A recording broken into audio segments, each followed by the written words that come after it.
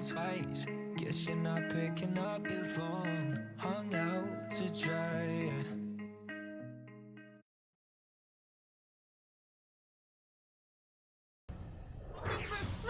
He puts it in! 0 seconds remaining! He seems to be playing hard for it. Oh my goodness! Rudy, what is this? Doesn't get the touch he's looking for. KO. Scott. Oh, he gets the flick and he gets it through. He's gonna get the shot. He's gonna put it in. Back to back. Backward. Can he find the touch? He's gonna put the shot on the net. High off the backboard here. Opportunity. Here comes the shot. Hold on. Surely this can. Oh my lord. Go with the shot. It's gonna go in. Oh, open thing on the goal line. He did not nearly over. Sweep. It comes through. The Venom, the improbable, the impossible, the 4-time champions. All right, what is going on, everybody? And hello, everyone. Welcome to the Nemesis Gaming League, where the grind continues. Here we are, Week 3, Season 13. We're in the divisional matchups now. I'm Mallow. I'm joined with Chunklight here. How are you today, Chunklight? It's been a very good day so far, and it's hype going into this rivalry week.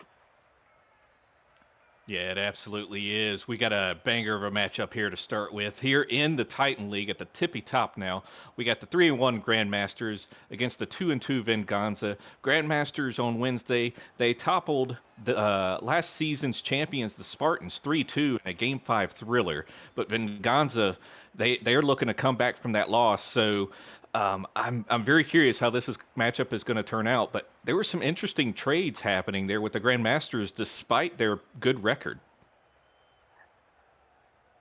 Yeah, sometimes you gotta change up the team. I know Ventus kind of had a crashing out after they lost to the Wraiths, and I know these teams have traded a lot of players from each other's roster. We were talking about it before on stream.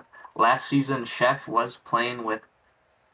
He was teammates with Logan, and Ventus was also on that same team, but Ventus was on the bench that season. But so we've got a little bit of bad blood here, Malin, or good blood. We don't know. Yeah, Titan League, there's a bunch of back and forth that always happens. A lot of them play together all the time. So, there's back and forth. But, I want to get your prediction as we jump into the action here. Who do you have winning this lineup or this matchup? Ooh, I've seen Venganza, and I've seen they have had some, losses to some really good teams. But I think Grandmaster's playstyle will really lead them here, but I got this going to 5. Oh, that's a pretty good prediction there. I think Grandmasters is gonna take it here as well, but we'll see what happens. The Venganza team is definitely a tough team here, as we see them trying to keep it out of their half, but Chef going up top right now, trying to get it over to Brandon. Brandon getting 50 by Ventus, just kind of stalled out in the middle of the field here. And I think what I believe is going to happen here, what may determine this matchup here, Chunk, is going to be the middle control. Who's going to be able to keep control in the middle, be able to get those demos in like we just saw with LK, and that could be the difference maker here as we watch this Titan matchup go underway. Yeah, 100%. We were also talking about this before. Logan and Ventus both averaging 2.17 demos a game. They both have the same average. They are very physical, and I'd like to see how Venganza adapts to this physical playstyle, and as one will rattle off the crossbar. But I think that midfield will be riddled with demos, and I'd like to see how they adapt to it. Yeah, demo is definitely going to come into play here, as both teams are a bit demo heavy. But Chef tied for first in assist in the Titan League as of Week 3 here in this divisional matchup. And oh, what a save there by Chef.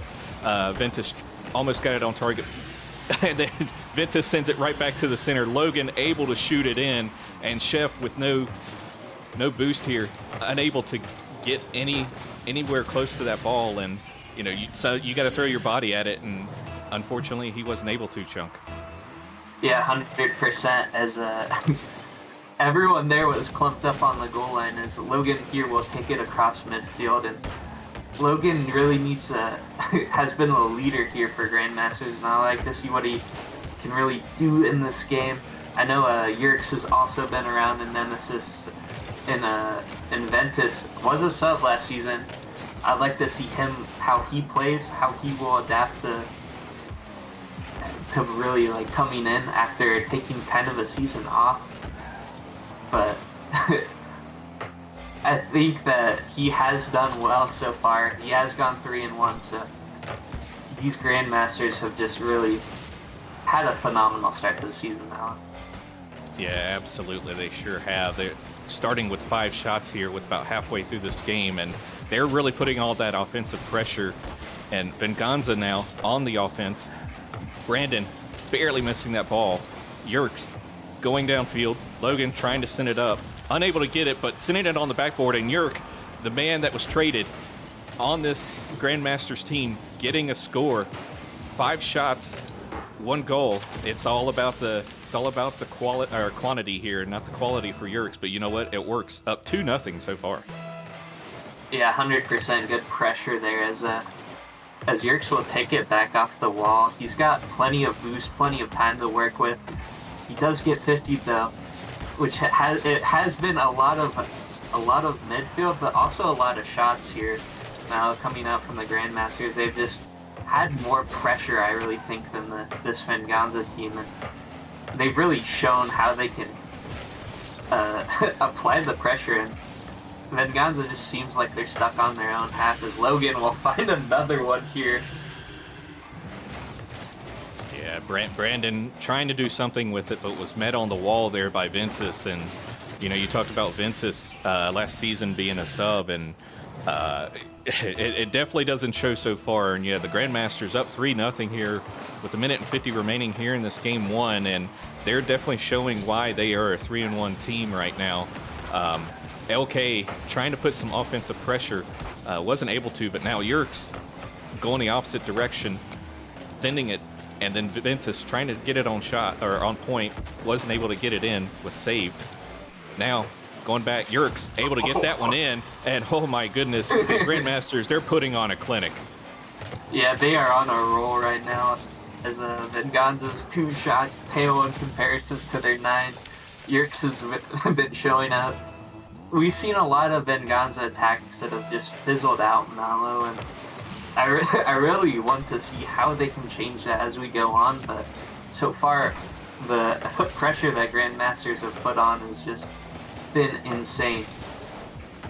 Oh man, I thought we were about to see goal number 5 there, and yeah, Brandon has a chance right now, but Ventus able to catch up to him.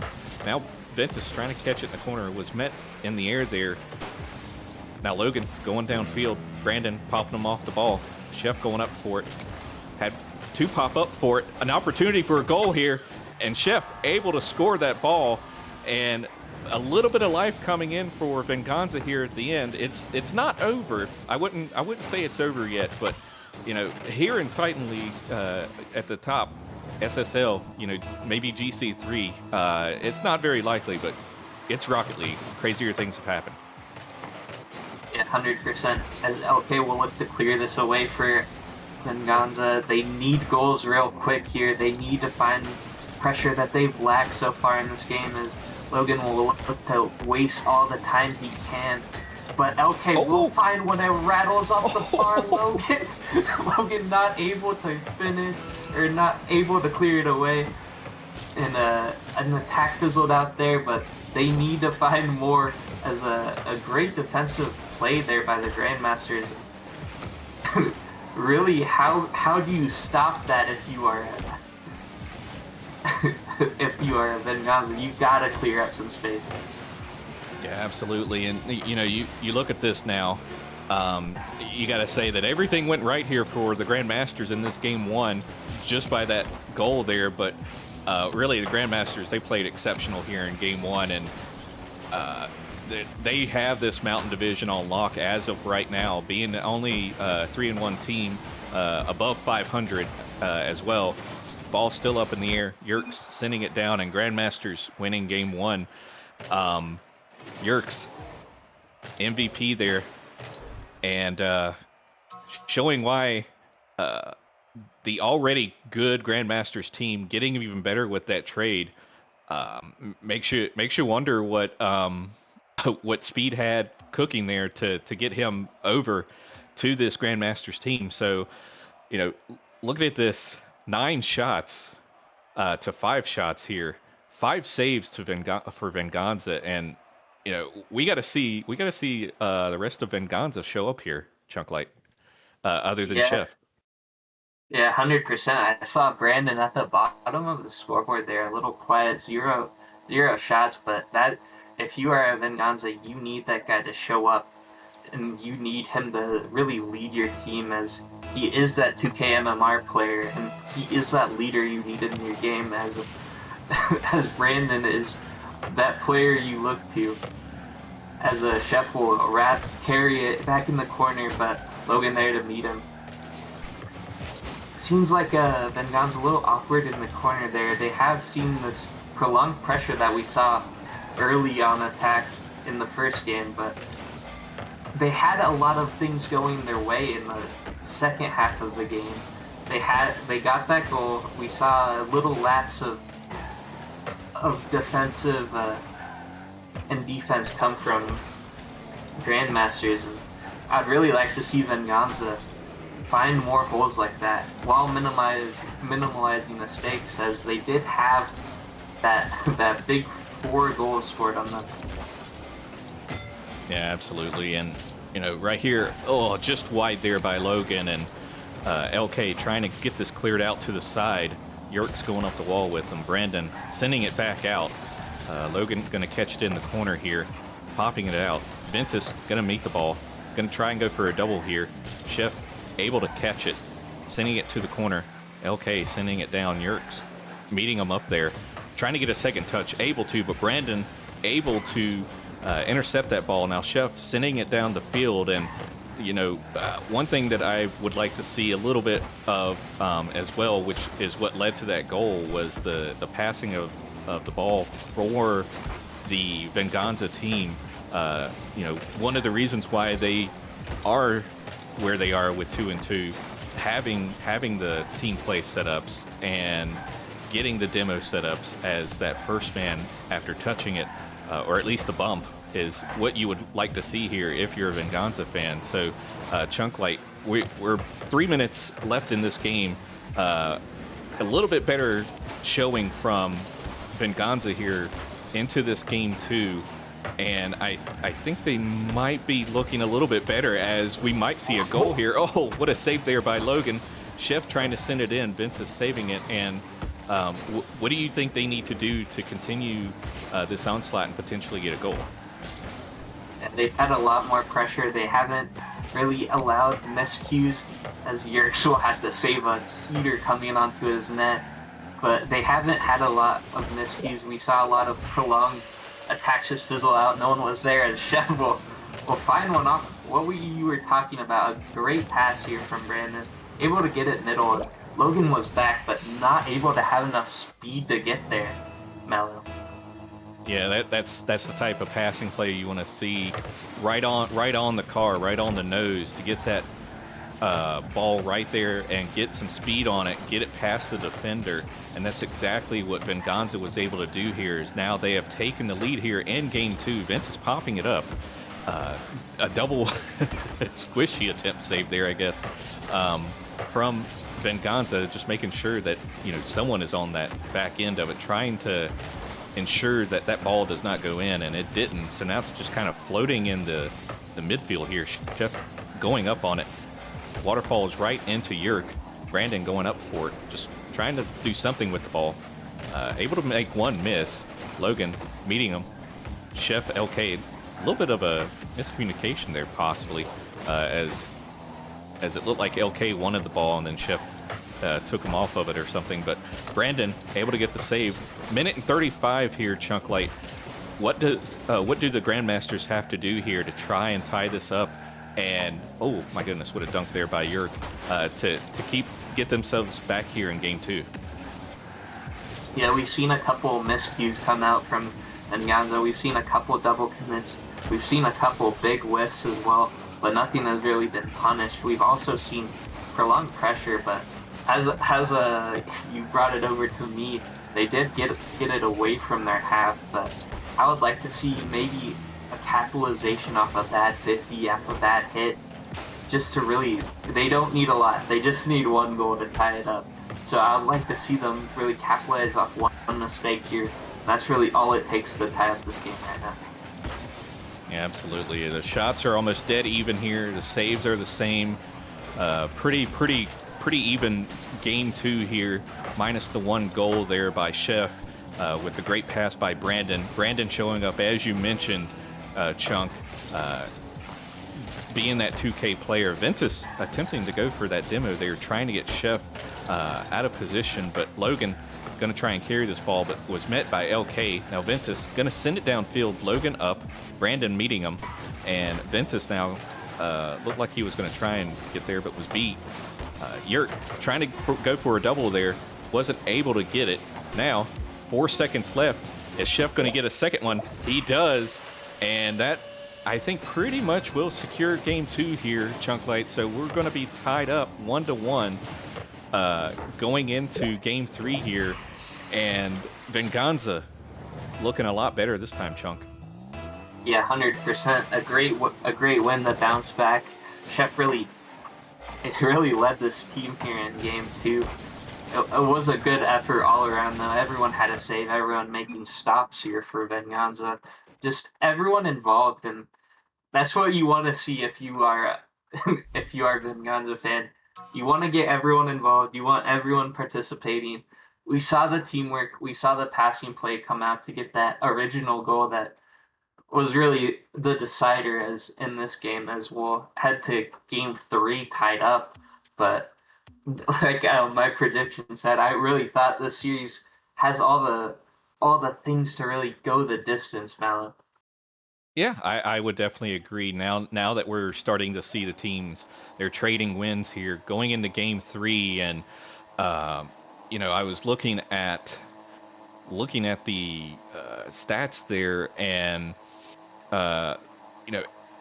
LK, despite being on the bottom, that the thing is, the score doesn't matter, right? Especially in Titan, it's all about positioning. It's all about setting up the goals, because one mistake can cost the goal for the team, and it could be a getting demoed, it could be getting bumped, just like Chef did there with Logan, trying to get some separation, but LK unable to get that ball, and it just takes one opportunity, one moment, and that's all you need here in Titan in order to take advantage of it. And right now we're seeing a little bit of a battle in the mid, but LK sending it towards the middle, going up. Chef trying to meet the ball, met by Logan. Brandon gonna send it up on the backboard, met by Yerks. Yerks sending it to the corner.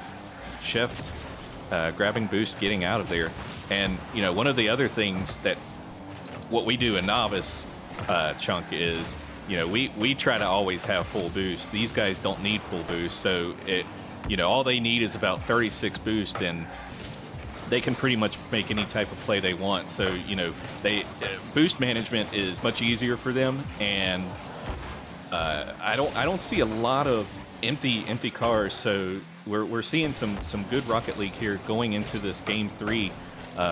Yerk trying to send it down, and right now, I thought Chef was about to get that. And yeah, the boost management is not as big of an issue. Is there anything you're seeing so far here in game 3 that sticks out? Yeah, like you were talking about the boost management. We've seen a lot of solo plays as Chef will find one.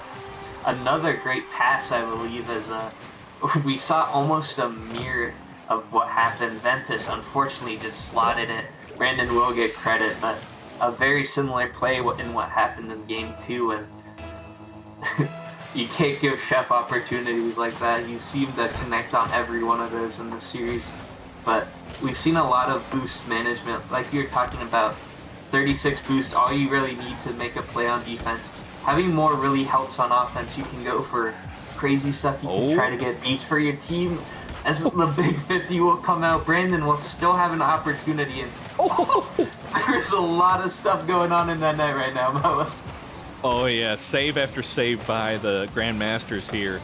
Fantastic defense going on, and oh my goodness, what defense there by the Grandmasters. Now Venganza, or actually I think I said that backwards, maybe, but oh, demo there by LK. Logan, actually I was right. Color is a little similar to me, but that's okay. I guess I should be forcing colors, but then that would mess me up. Anyway, yeah, good gameplay here. The boost management for sure. I think that's one thing that I noticed in game 1 that's definitely a little different. I did see a lot of empty boost there as Yerk is able to get it over the defense, and now we're tied up with about 2 minutes remaining. A lot of bumping there by Yerks and Chef there, I think. I didn't quite see what happened there, Chunk. Yeah, okay, really left behind there as last in an awkward position. He had a lot of boost, but really just beat out there by Yerks. Brandon wasn't home to really back him up there as we have a neutral 50, and it really is going the way of Grandmasters here. I've seen a lot more a lot more consistency on defense.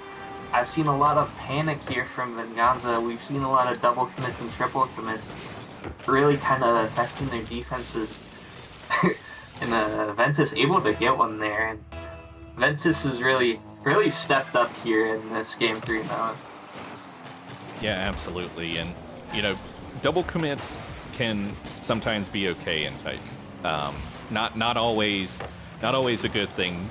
You can get away with it a little bit, but triple commits that definitely hurts. And so right now, you know, 1 minute and 33 seconds left. Grandmasters up by 1 here. Chef trying to help lead his team to another victory here, at least to a game tie, I should say. Unable to get that. LK trying to muscle it past Yerk, unable to. Ventus sending it downfield. Logan sending it wide. Brandon just sending it to the corner. Getting 50 there, Brandon was as well. But Chef sending it up. Ventus just enough boost to able to get a touch on that ball, and that's the other thing too, is getting touches on the ball can matter quite a bit, as Yerks almost got that ball in, but no bar down ski for him, and Grandmaster's still putting on the pressure here with 45 seconds left, Chunk. What do Venganza need to try and do here to get themselves a goal tied up? Right now they've been facing a lot of demos. A lot of the things I think that have kind of come from this defense kind of causing double commits is little boost after prolonged stays by this Grandmasters team, and really just the demos as well, just taking off a player kind of sets panic if you aren't ready for it, and calms, and you've got to be ready for the physical game that the Grandmasters have really shown all season that they like doing. Oh yeah, absolutely. And you know, one last chance here by Venganza to try and tie this up before time expires, and they were not able to do it. So with that being said, we go to Forbidden Temple. Game 4. Grandmasters are up 2-1, just like the score was here in Game 3. Grandmasters getting 9 shots to 8 shots for Venganza. So that's kind of been another story. Has been the defense of both teams have really showed up here. It's just it's all about who gets the better touch and able to get that bump, that demo, or getting a fantastic touch, a fantastic pass into a goal. We will see what happens here in Game 4. Venganza, if you're a Venganza fan, Chunklight, what do you want to see out of them? Just kind of relax a little. We've seen like the physicality that I saw last game that Ventus really led with 5 demos. Maybe get some prolonged pressure where they can't really come and demo your backline. Maybe force Ventus to have to actually play play back and not play as physical. You just need to find a way and an opportunity to not be on that back foot all the time. Yeah, absolutely. And going into this game, you definitely want to try and also keep that ball close if you can, or some flicks like that. And Brandon almost able to sneak that one in, but you're able to save it. And in front of the goal again, another dangerous ball. And Venganza doing what we saw a little bit in game 2 is LK able to get that ball in after an unfortunate touch there by the defense. And Ventus, another touch there by Ventus. And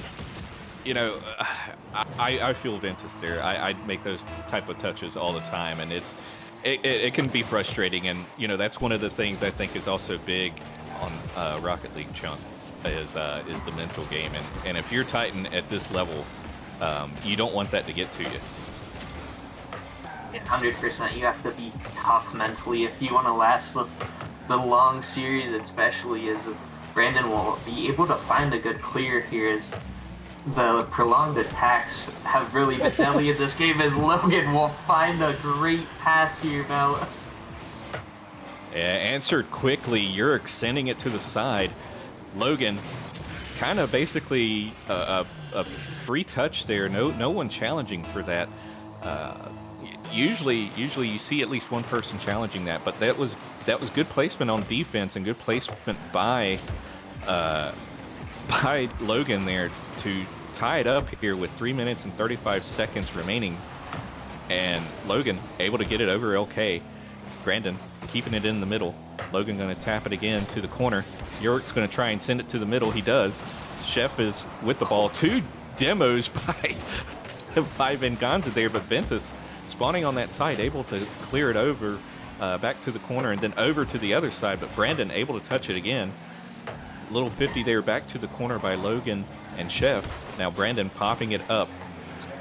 Ventus should be able to get this. Does, but LK pops it up. Yerk sending it back to the corner. Chef trying to keep it a little close. Yerk getting it over him. Brandon sending it back to the center. What a touch there by Ventus, I believe that was. LK, Chef actually taking over the ball there. Brandon sending it back to the corner. Now Yerk sending it right back. So a little bit of back and forth. And oh my goodness, Chef able to get a touch on that ball to ensure it definitely goes to the side, but it was going that way either direction. And 2 minutes and 30 seconds left. We're halfway through this game, Chunk Light. We're tied up. What exactly have you seen so far, and what can each team do? We've seen a lot of ping pong-esque touches. We've seen right in front of the goal line. We've seen a lot of kind of panic touches that have really worked out. Are they really panic touches if they work? That's not for me to decide. We've seen a lot of these slow shots come on. We've seen not a lot of pressure here from Grandmasters, not as much as they had in the last couple games, but we've seen a whole lot of a different approach by both these teams. We saw the demos come out for Venganza earlier. We saw that double demo. We've not seen demos come out here for Grandmasters as much as we have seen in the series. Yeah, absolutely. And the Grandmasters on their third shot there, almost going to roll in, but was saved there by, I believe that was Chef. And my goodness, Yerk's here with 5 saves for the Grandmasters. And the defense right now on both sides is what is keeping this game tied up. But LK sending it to the side. Chef sending it past Yerk. Yerk going to try and get a touch here. Able to get that touch. Going to send it back down. Brandon going to turn around here. Keep it close to him. Ventus tries to get it past him. Unable to. Brandon going back now. LK back on the left side. Just back on the corner. Logan missed the ball. An attempted bump there by the Grandmasters. Wasn't able to get it. Probably would have been a huge bump there, but we'll never know now. Chef going up. Ventus beats him. Brandon going back to the backboard. Yerk sending it right back out, and it's kind of stayed on the Grandmaster's side here for most of this game, Chunk Light, as we potentially could see an overtime Game 4 here at Forbidden Temple, and we haven't seen anything too crazy yet, but hold on, wait a minute. Brandon getting the score, does it all by himself. A little bit, quite a bit of panic there. Able to get it over Yerk. Good flick there. And 4 seconds left, Chunk. The Venganza team are up. Yeah, 100%. Brandon's little bounce, I think, at the end there, like, caught him off guard as Brandon will look to get one more, but they've got to keep it up if they're Grandmasters, but it will go down, and we will be heading to that Game 5 in Championship here in Mallow, and I don't want to toot my own horn, but my prediction could be right. It could be close to being right, but these are two teams battling in this division rivalry. Yeah, this is a fantastic game, and good call on the prediction as far as Game 5 is concerned. Get those Game 5 alerts in chat. Let's see those, because we are going to Champions Field, Game 5. Oh, man, 9 shots by Venganza, 3 shots by Grandmasters, but 2-1 score. So, you know, it's been close the entire time, and I think we're going to see a great Game 5 here. Who will go out on top? I know you gave your prediction. Is it changing? I don't think so. We've seen so far that, at least coming from Game 2 to Game 3, that Grandmasters were able to really, especially in Game 3, to come back strong. And I think that was a game Ventus got 5 demos. I wonder if they're going to try to change it up, try to get more physical, as Yerks will get one off the kickoff 2 seconds in, Mallow, and we're already in a in a scored position here. Wow. Yeah, kickoff goals, crazy. Will we get an answer back? We'll see here. 1-0 right off the bat. And Grandmaster setting the pace early here as they get another good kickoff in their favor. Keeping it on the Venganza side. Ventus sending it up. Passing. Logan sending it to the corner. Able to get it around Brandon Yerks. Is he going to get it down into the goal? No, it's just off the side. Brandon and Ventus getting a little 50 to the corner now. Chef trying to send it out. Logan able to get it over the defenders. And Chef just said thank you, Logan. Just sent it right to him. Now Chef got full boost. Popped it right to the Grandmasters here as Logan makes another close shot, and the Grandmaster so far starting in this Game 3 chunk. Oh my goodness. Oh, LK unable to get that in, Chunk, and we are seeing an exciting first minute here in this Game 5. Yeah, it seems like the pace has really turned up here in this game. We've seen a lot more pressure from both teams, really. Not as much defensive saves besides really no saves. There is 0 saves on the board, a lot of crossbar action, a lot of opportunities that have just been so close yet so far. Just needed a little follow-up that wasn't there, but both these teams are really need to find that one goal to either solidify it if you're Grandmasters or to tie it up if you're Venganza. Yeah, absolutely. The crossbar has been the MVP on the defense so far this game, but you know, it is early. Chef, an opportunity here. Tries to play it slow underneath Logan. Logan's still able to save it. Now the Grandmaster's gonna try and keep it close, but LK able to interrupt it. Now the Venganza team on the offense, but now Logan able to send it down to the corner. Brandon popping it up. Met by Logan. Logan, it might just, oh, I thought that was actually going to sneak in there, but saved by Chef, and Chef trying to send it down the field, wasn't able to get it with no boost, and Ventus out 50ing there. The Venganza, LK sending it down. What I'm sure I would love to be able to do much more often is sending it off the side wall like that, but LK sending it back down. Chef going to try and keep it close, maybe pass it to Brandon, but was intercepted. Now LK got to make a save here, able to make that save. Logan tried to send it towards the center. Brandon able to send it back down. Now Ventus going to take it all the way around town, but oh my goodness, was met by a Venganza person, and then Logan, my goodness, just sends it in. LK unable to do anything due to no boost there, and 2-0 with 2 minutes remaining. Chunk Light, what a shot there by Logan. Yeah, 100%. We've seen LK stuck in his own half with not a lot of boost to his name, kind of just awkward, and Logan did that before, clanged it off the bar, but he will not clang it off the bar that time. He will clang it by that. He does clang it off the bar, but he does find that bar and bounce that really sets this game. If you're on Venganza, you don't have to panic necessarily yet, but you do need to find an opportunity.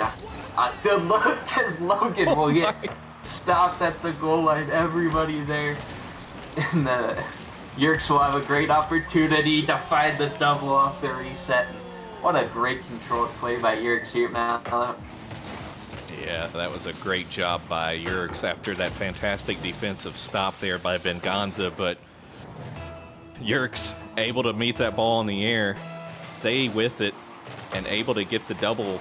And now 3-0 with a minute and 25 remaining. Brandon trying to carry that ball in, trying to get something. Venganza, they need to score now if they want to have an opportunity to try and get back into this game. Otherwise, we might be seeing game over here. And as each second goes by here, Chunk, it's looking more and more likely. Oh, what a save there by Chef. And that's been the story so far by, oh my goodness, and another save by Chef, but hold on, not this time. Yerk's able to get that ball in for a hat trick, and that defense can only do so much. You need the offense. Yeah. As Yerks and Logan combined for 11 shots right now. Ventus doesn't have any, but those shots have really been finding their way on target. The prolonged attack that Grandmasters have had, the bounce back they've had in Game 5 has just been incredible, as Yerks will find his fourth, and Ventus will find his fourth assist. Just insane chemistry, insane pressure. How can you stop it? I think this game is over here, Mello. Yeah, I think the fourth goal was the dagger, but the fifth one definitely secures it here. Ventus getting a playmaker in this one, and one with 4 assists, and everybody getting a little bit of piece of that action in this series for the Grandmasters. Everybody looking clean. Yerks looking great coming off that trade. I can definitely see why Speed wanted him over here, because he has been an absolute Grandmaster class, no pun intended, here in this series. But LK, oh my goodness, with the save, and it's out! What? Oh my goodness, what a save there. Oh man, I'm at a loss for words there. What a fantastic save there by the defense. But you know, that will do it here. 5-0 in Game 5. Just a lot of fives going around. Almost goal number 5 for Yerk, but Venganza going under 500, losing the first divisional game of the season here against the Grandmasters. Grandmasters going to go to 4-1, and Chunk, what was your thoughts on this series, and what did you come away with this? I think if you're Speed and you're looking at this game, you are ecstatic about getting Yerks and how he really fit into this team. He played phenomenally. I would say he was the most important player there on the team. He really did everything for them. We saw that incredible save he made at the end of the game to not even allow one goal, and we saw just insane offense as well in the same game. But if you're Venganza, you gotta look at what you did. You took this team to 5.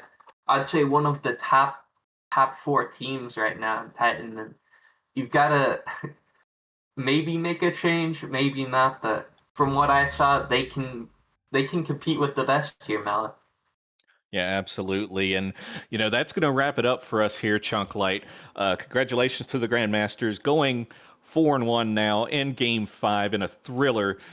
Next up, we're going to go to the Rival League, where we're going to have another 3-1 team versus another 2-2 team in divisional matchup. We'll take here a short break. Don't go anywhere.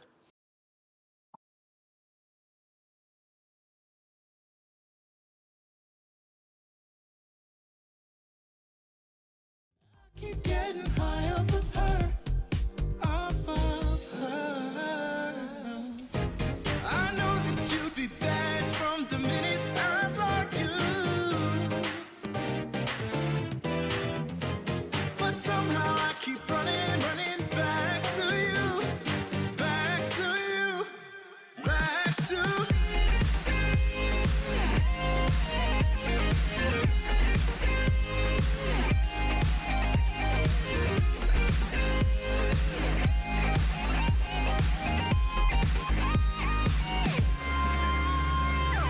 Long nights can get me feeling lonely, hey. And hearing music that can make me smile. But the way I feel with her cannot be explained. But one thing still remains on my mind. I know that you'd be bad from the minute I saw you, but somehow I keep running back to you, back to you.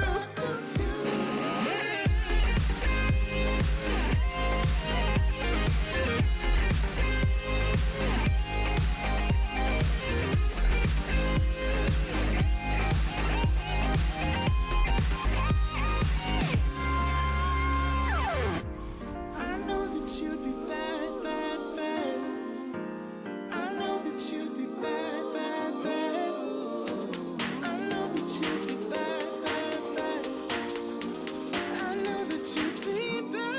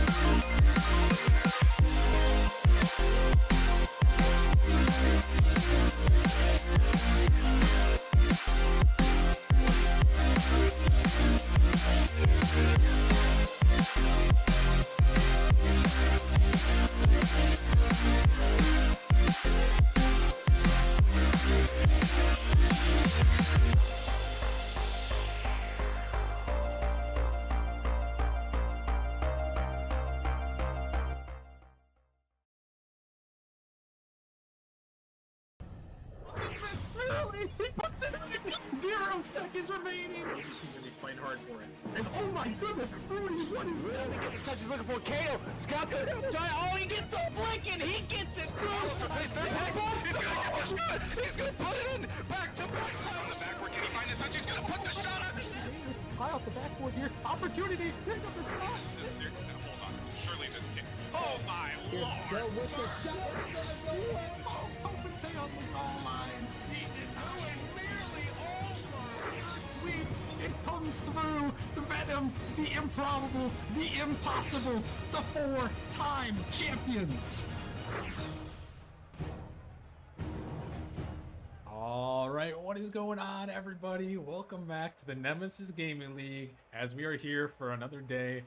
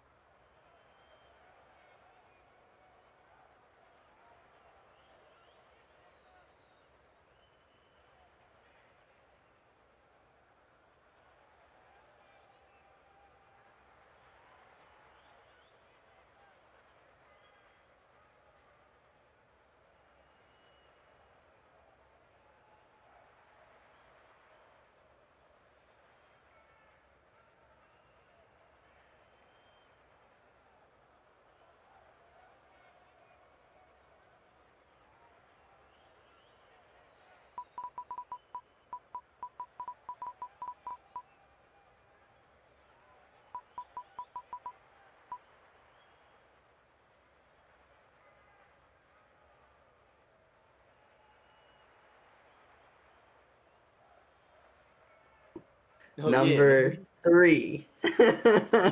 Good team. Oh, there we go. Hey, can we hear me? Oh man, this is we are excited now that we have audio again. Distortion and Lightspeed. We're talking to ourselves pretty much. We're trying to, sign out about who these teams are, which one's better. But we were talking about how Distortion was powering number 2. Lightspeed is actually for Flip powering number 3. I believe you said, right? Yeah, that's just personally. I don't. Well, I'm trying to remember where they were. I think they're like 7, in like the actual power rankings. They're 2-2, and they should not have lost to that Bearcats team. Really bad loss, really ugly loss. Honestly, they lose games that they shouldn't lose. But I think whenever you scrim against this team, which I have twice, and it's just like they're just so fast. They're really consistent. I think Landon is a really good player. Xerox, a really good player. They're playing with Parker, who I did not think would play. They acquired Remy.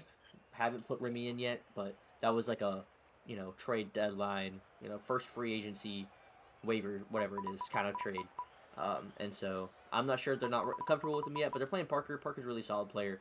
But this Distortion team, Ventus, I do think is just that good. I do think they're the second best team in the league, for sure. Sprinkle and Rio. I think Rio is really undervalued.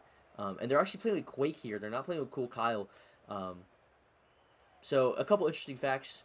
Cool Kyle is number 2 in demos per game, and Landon over there on Lightspeed is number 1. So I'm expecting a lot of demos, but Cool Kyle's not here to provide that this time. So I know Lightspeed's going to demo. I don't know how Distortion is going to work, but I know Quake, very solid sub, especially for his 16-11 salary. Overall, Vintage, I know this is going to be a really good game between two really good rival teams. I want to see where these two shake out.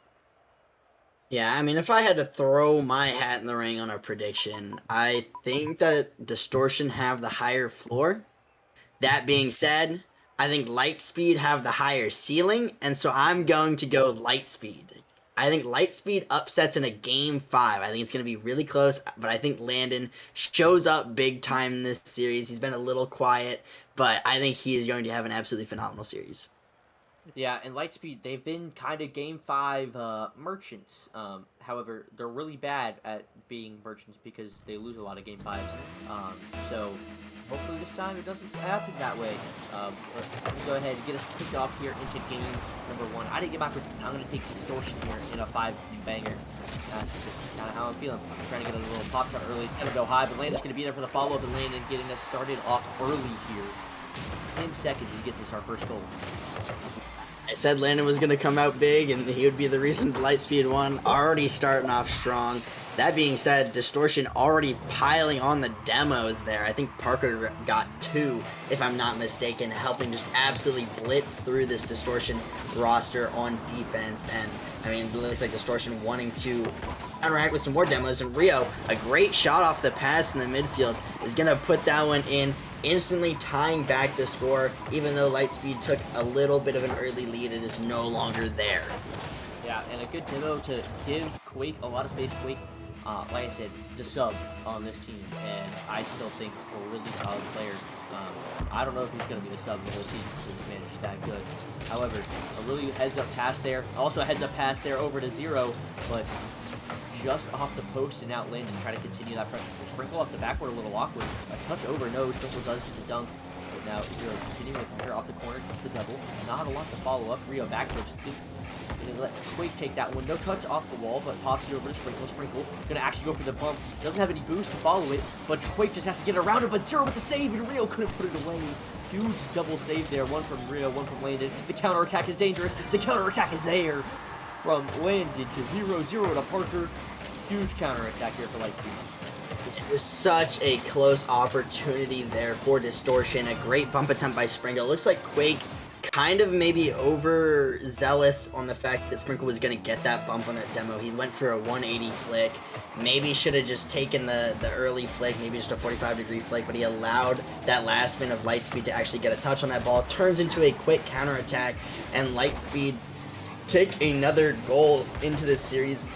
Starting out early, a lot of offense on both sides, not a lot of defense. I think that's kind of the game that game number 1 goes in series, is just piling on offense as we see another pass from Landon to Parker.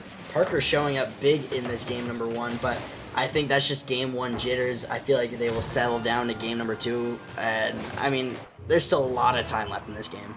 Yeah, but right now it's a slugfest, and Lightspeed, they're hitting a little harder, they're hitting a little faster, and they are on top for now. That ball over 1, landing and hitting towards the ceiling, towards 0. That one's towards the back wall. Sprinkle gonna get there for the 50 on the shot.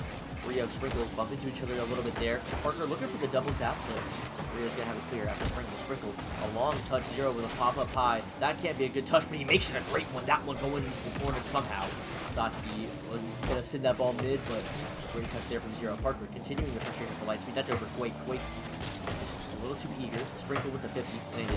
Not a shot, but Sprinkle with the send back, and 0 a little caught out.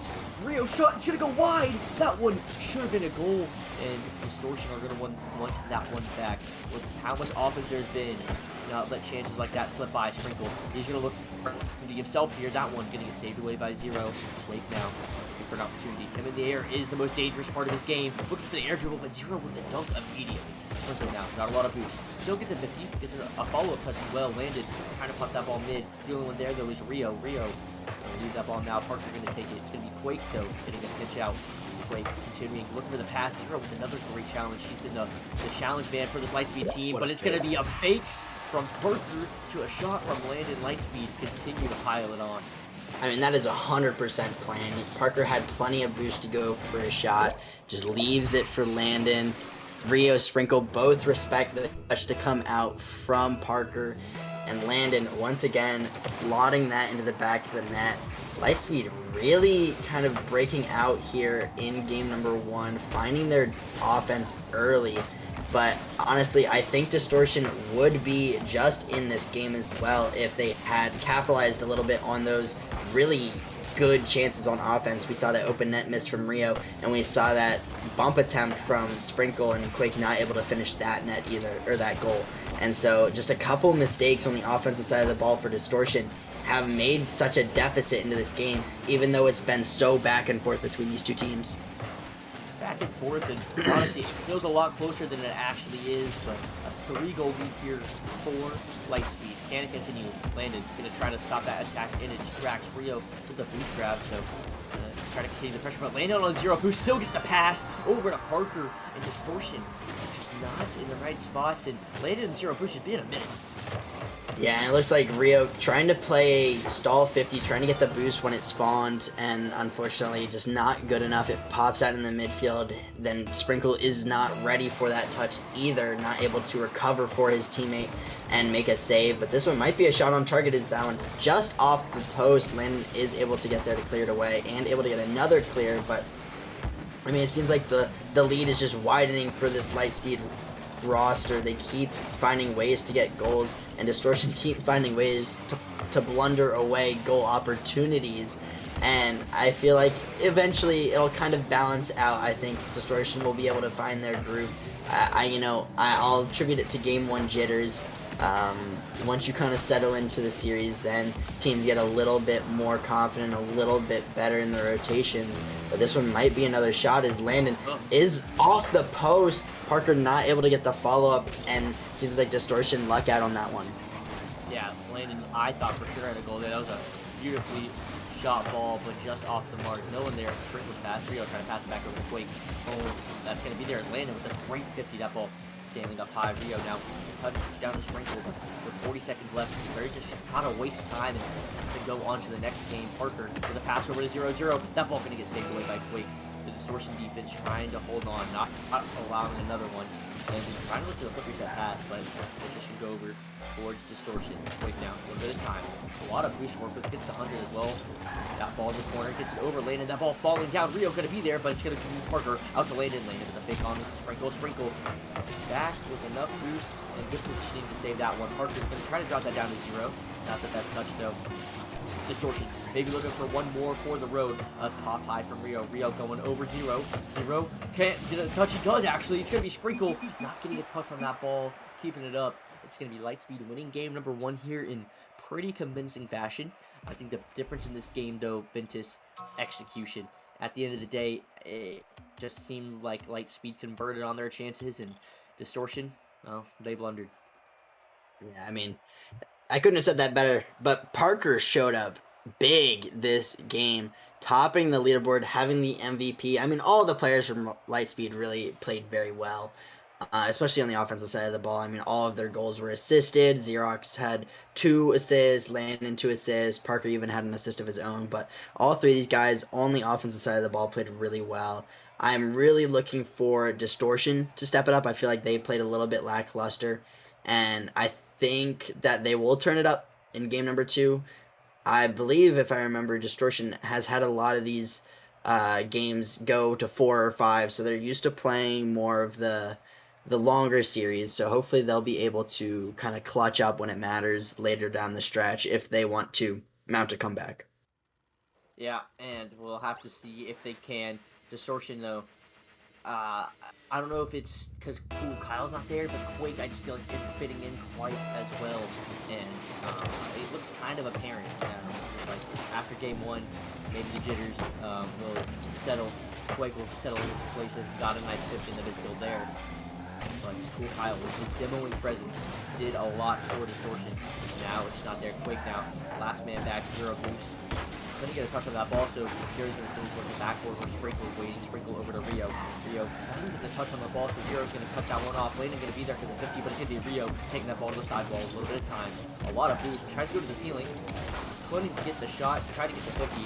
This should be Landon sending that ball long. That ball could hit the corner. A little awkward. Maybe a shot coming out here for Landon. That one maybe take away 0. Gonna look to continue keep this ball in play. Parker, a little awkward. Gonna have Landon there to back him up. They're landing so quick to it. First one there. Because the bump on Sprinkle. Sprinkle gets the boost. Zero's touch. A double. Quake trying to take that ball. It's gonna be Sprinkle though. And then who ends up with it. Sprinkle, no boost to work with. Gonna just try to get a touch and a little bit of miscommunication. It looked like Rio wanted to go there, Ventus, and a minute into this game, I'm seeing opportunities for Distortion.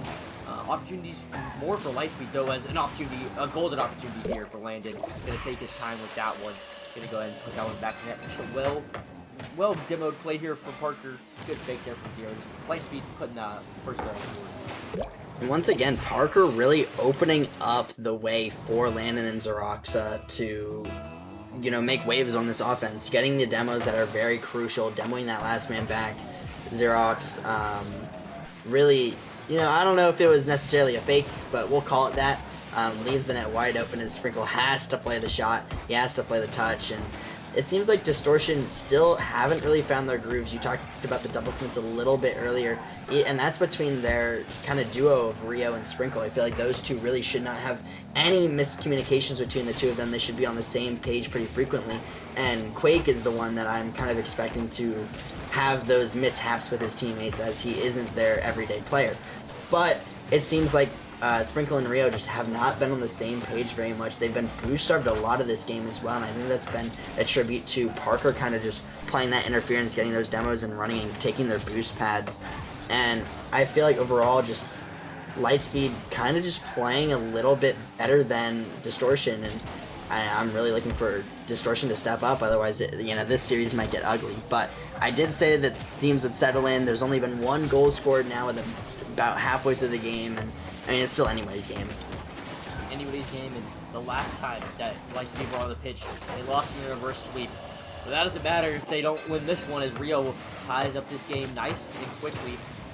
A bad touch there from Zero, and a good capitalization there from Rio, and I think that's the first time, Ventus, I could say that I've seen Distortion capitalize on the Lightspeed mistake. Yeah, I mean, they had, one goal last game. I mean, this is the first time where I felt like they've really earned it. This might be an open net if Quake can shoot this on target, and that is going to find the back of the net. It looked like a little bit of a mishap on the sidewall. Both members, Quake and Sprinkle and Parker, missing it, but Quake is a little bit faster in the midfield and gets that one back of the net. Distortion actually taking the lead. So even though they have not been playing as clean as Lightspeed, they are currently in the driver's seat of game number 2, trying to even the series 1-1, but Lightspeed obviously not going to just go down willingly. And it looks like this might be a shot opportunity, as that one is just going to float into the back of the net. Another double commit, I believe that was Sprinkle and Rio. Another double commit by them, and they actually double commit twice, and Parker just absolutely slots this top corner in the back of the net. Yeah, that's a great job from Parker. It's definitely a lot harder than it looks, but man, Distortion is just giving it to him, I feel like. Obviously, he has to make that shot, but, guess we gotta make this shot. It's gonna be Quake, but he's not gonna be able to get it past one. Sprinkle has to put that ball high. No, he didn't. There wasn't a goalie. Sprinkle just sailed that one high, as Quake gets a bump on one, landed. Go ahead and get it clear. Trying to get a follow Rio, a little awkward. Landon with the dunk, just gets that read so well. Parker going to play interference, like you said, just be annoying. All 3 Distortion players in that corner. Rio getting around one. Zero still gets a touch on it, but it's Sprinkle. Not a lot of boost. Still trying to get that ball mid. Bad ball though from Zero. He drop down over to Parker. Parker, his defeat is not great, but Landon is still able to make the follow-up touch. That ball over Landon's head. Rio maybe looking for a pass. That one's going to go out the backboard. A little awkward. Zero pops that ball up high. Sprinkle's going to be there. Sprinkle maybe look for a pass down. It's going to be Parker getting the save on that shot. Sprinkle still racing back now. Trying to get a touch. No, it should be Quake there. Getting the touch in the corner. A good touch, but it's going to be Parker. A nice dunk. Quake. No boost to work with. Going to try to take this ball. Gets the 100. No challenge, or no touch there after the Zero challenge, and landed towards the back ball. He's dangerous. He can score those. That one's going to go wide. Quake. Little time, little boost. That one off the wall. Looking for a pass down to Rio. Rio with no faith there, as that ball kind of floated straight towards Parker. Landon, his touch wasn't great, but a good 50 there from Parker, sends that ball over to 0-0. Gonna launch that one across. That was actually on target. Rio has to make a save into his own corner, and he does. This game still tied 2-2, 50 seconds remaining. Lightspeed looks to be making a charge here. It's gonna be Landon, putting that one away. No, it hits the crossbar twice. Sprinkle keeps it alive, and that ball miraculously gets saved by Distortion, and they live to see another play. There's only 30 seconds remaining here until overtime, and Landon looking to make another play happen. Sprinkle gonna put that one towards the corner. That ball gonna be hit by Rio. Rio with an opportunity. Quake playing the demo, man. Landon's forced to go, and he gets the save. Huge save there from Landon. Parker down with the counter. 20 seconds remaining. Looking for the pass over to Xerox. Xerox couldn't get there before Sprinkle does, and Sprinkle with maybe a counter attack opportunity. Landon gonna continue the pressure though for Lightspeed. That ball bouncing. Rio, he fakes him out. Parker didn't get the touch. We might be going to overtime. Not unless Zero has something to say about it. Landed now. Touch towards the backboard. Sprinkle. One touch. Doesn't get that 50. That ball gonna fall. Ventus, we have overtime. I mean, absolutely diabolical. I don't know how Rio got away with that one. Seems like he got away with attempted murder there, but Xerox actually missing this ball. Sprinkle off the post. Quick follow-up off the crossbar. Xerox having to clear that one away. And Lightspeed get away with murder, but not just yet. Is another save coming out, but Sprinkle there for the follow-up. Overtime victory. Sprinkle finally able to find the back of the net and scoring that one off of the rebound off the defender. And I mean, absolutely thrilling game number 2. Distortion, they win it. I mean, I'm not saying they look better than Lightspeed, but they were able to play scrappy enough to take the victory and even up the series. I mean, man, that was a heart pounder for sure. I know Distortion are counting their lucky stars after that one, but I'm not gonna lie. Like you said, I think Lightspeed, played a little bit better, but I think there's one key thing that Lightspeed was missing this game, and that was Xerox. I know in game 1 I said his name a lot because that man was getting a lot of great 50s in the midfield, winning a lot of 50s in that midfield. This time, a lot more passive. It felt like he was relying on Landon to make a lot more of those plays. And whenever that happens, well, you can't have Landon finishing the ball off and shooting it. Instead, it's going to be Quake trying to get a shot there. Xerox now getting a touch towards the sidewall in the middle. Just as a whole, Distortion seemed to play the midfield a lot better. Now, can that continue? Or will this Lightspeed team find their answer? Parker, who's been so dangerous, tries to find that bottom corner there. Instead, doesn't get cleared out. Rio gonna look to pass it over to a Lightspeed player. No, it's gonna be passed over to Quake. Quake gets a nice touch to this ball. A little awkward. Xerox has to 50 that one towards the side wall. Sprinkle maybe look for a shot. Xerox with a great 50 there in the midfield. And Landon's gonna have a long Rio there, but doesn't grab the boost. Still able to get a touch, but Landon says, "Thank you very much. I'll take that one." Sprinkle with a nice backflip touch. Parker trying to continue the pressure. That ball over to Landon. Landon still trying to shoot that, but Quake was just able to get a touch. Zero in the midfield.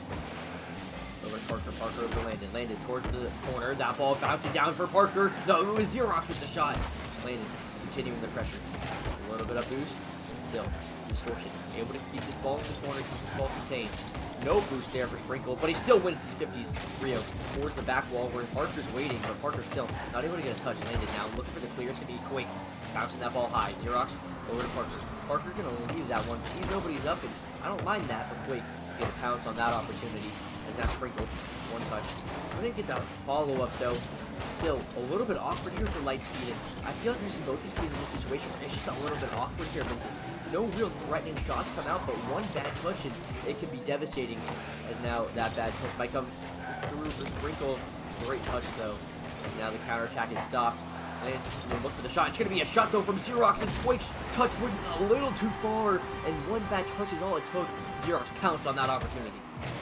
Yeah, it seems like we were just waiting for somebody to capitalize on these missed touches. I feel like there are a lot in the Lightspeed corner that were not capitalized on by Distortion, but then Lightspeed are able to take advantage of the Distortion missed touch from Quake there on the goal line, taking the lead.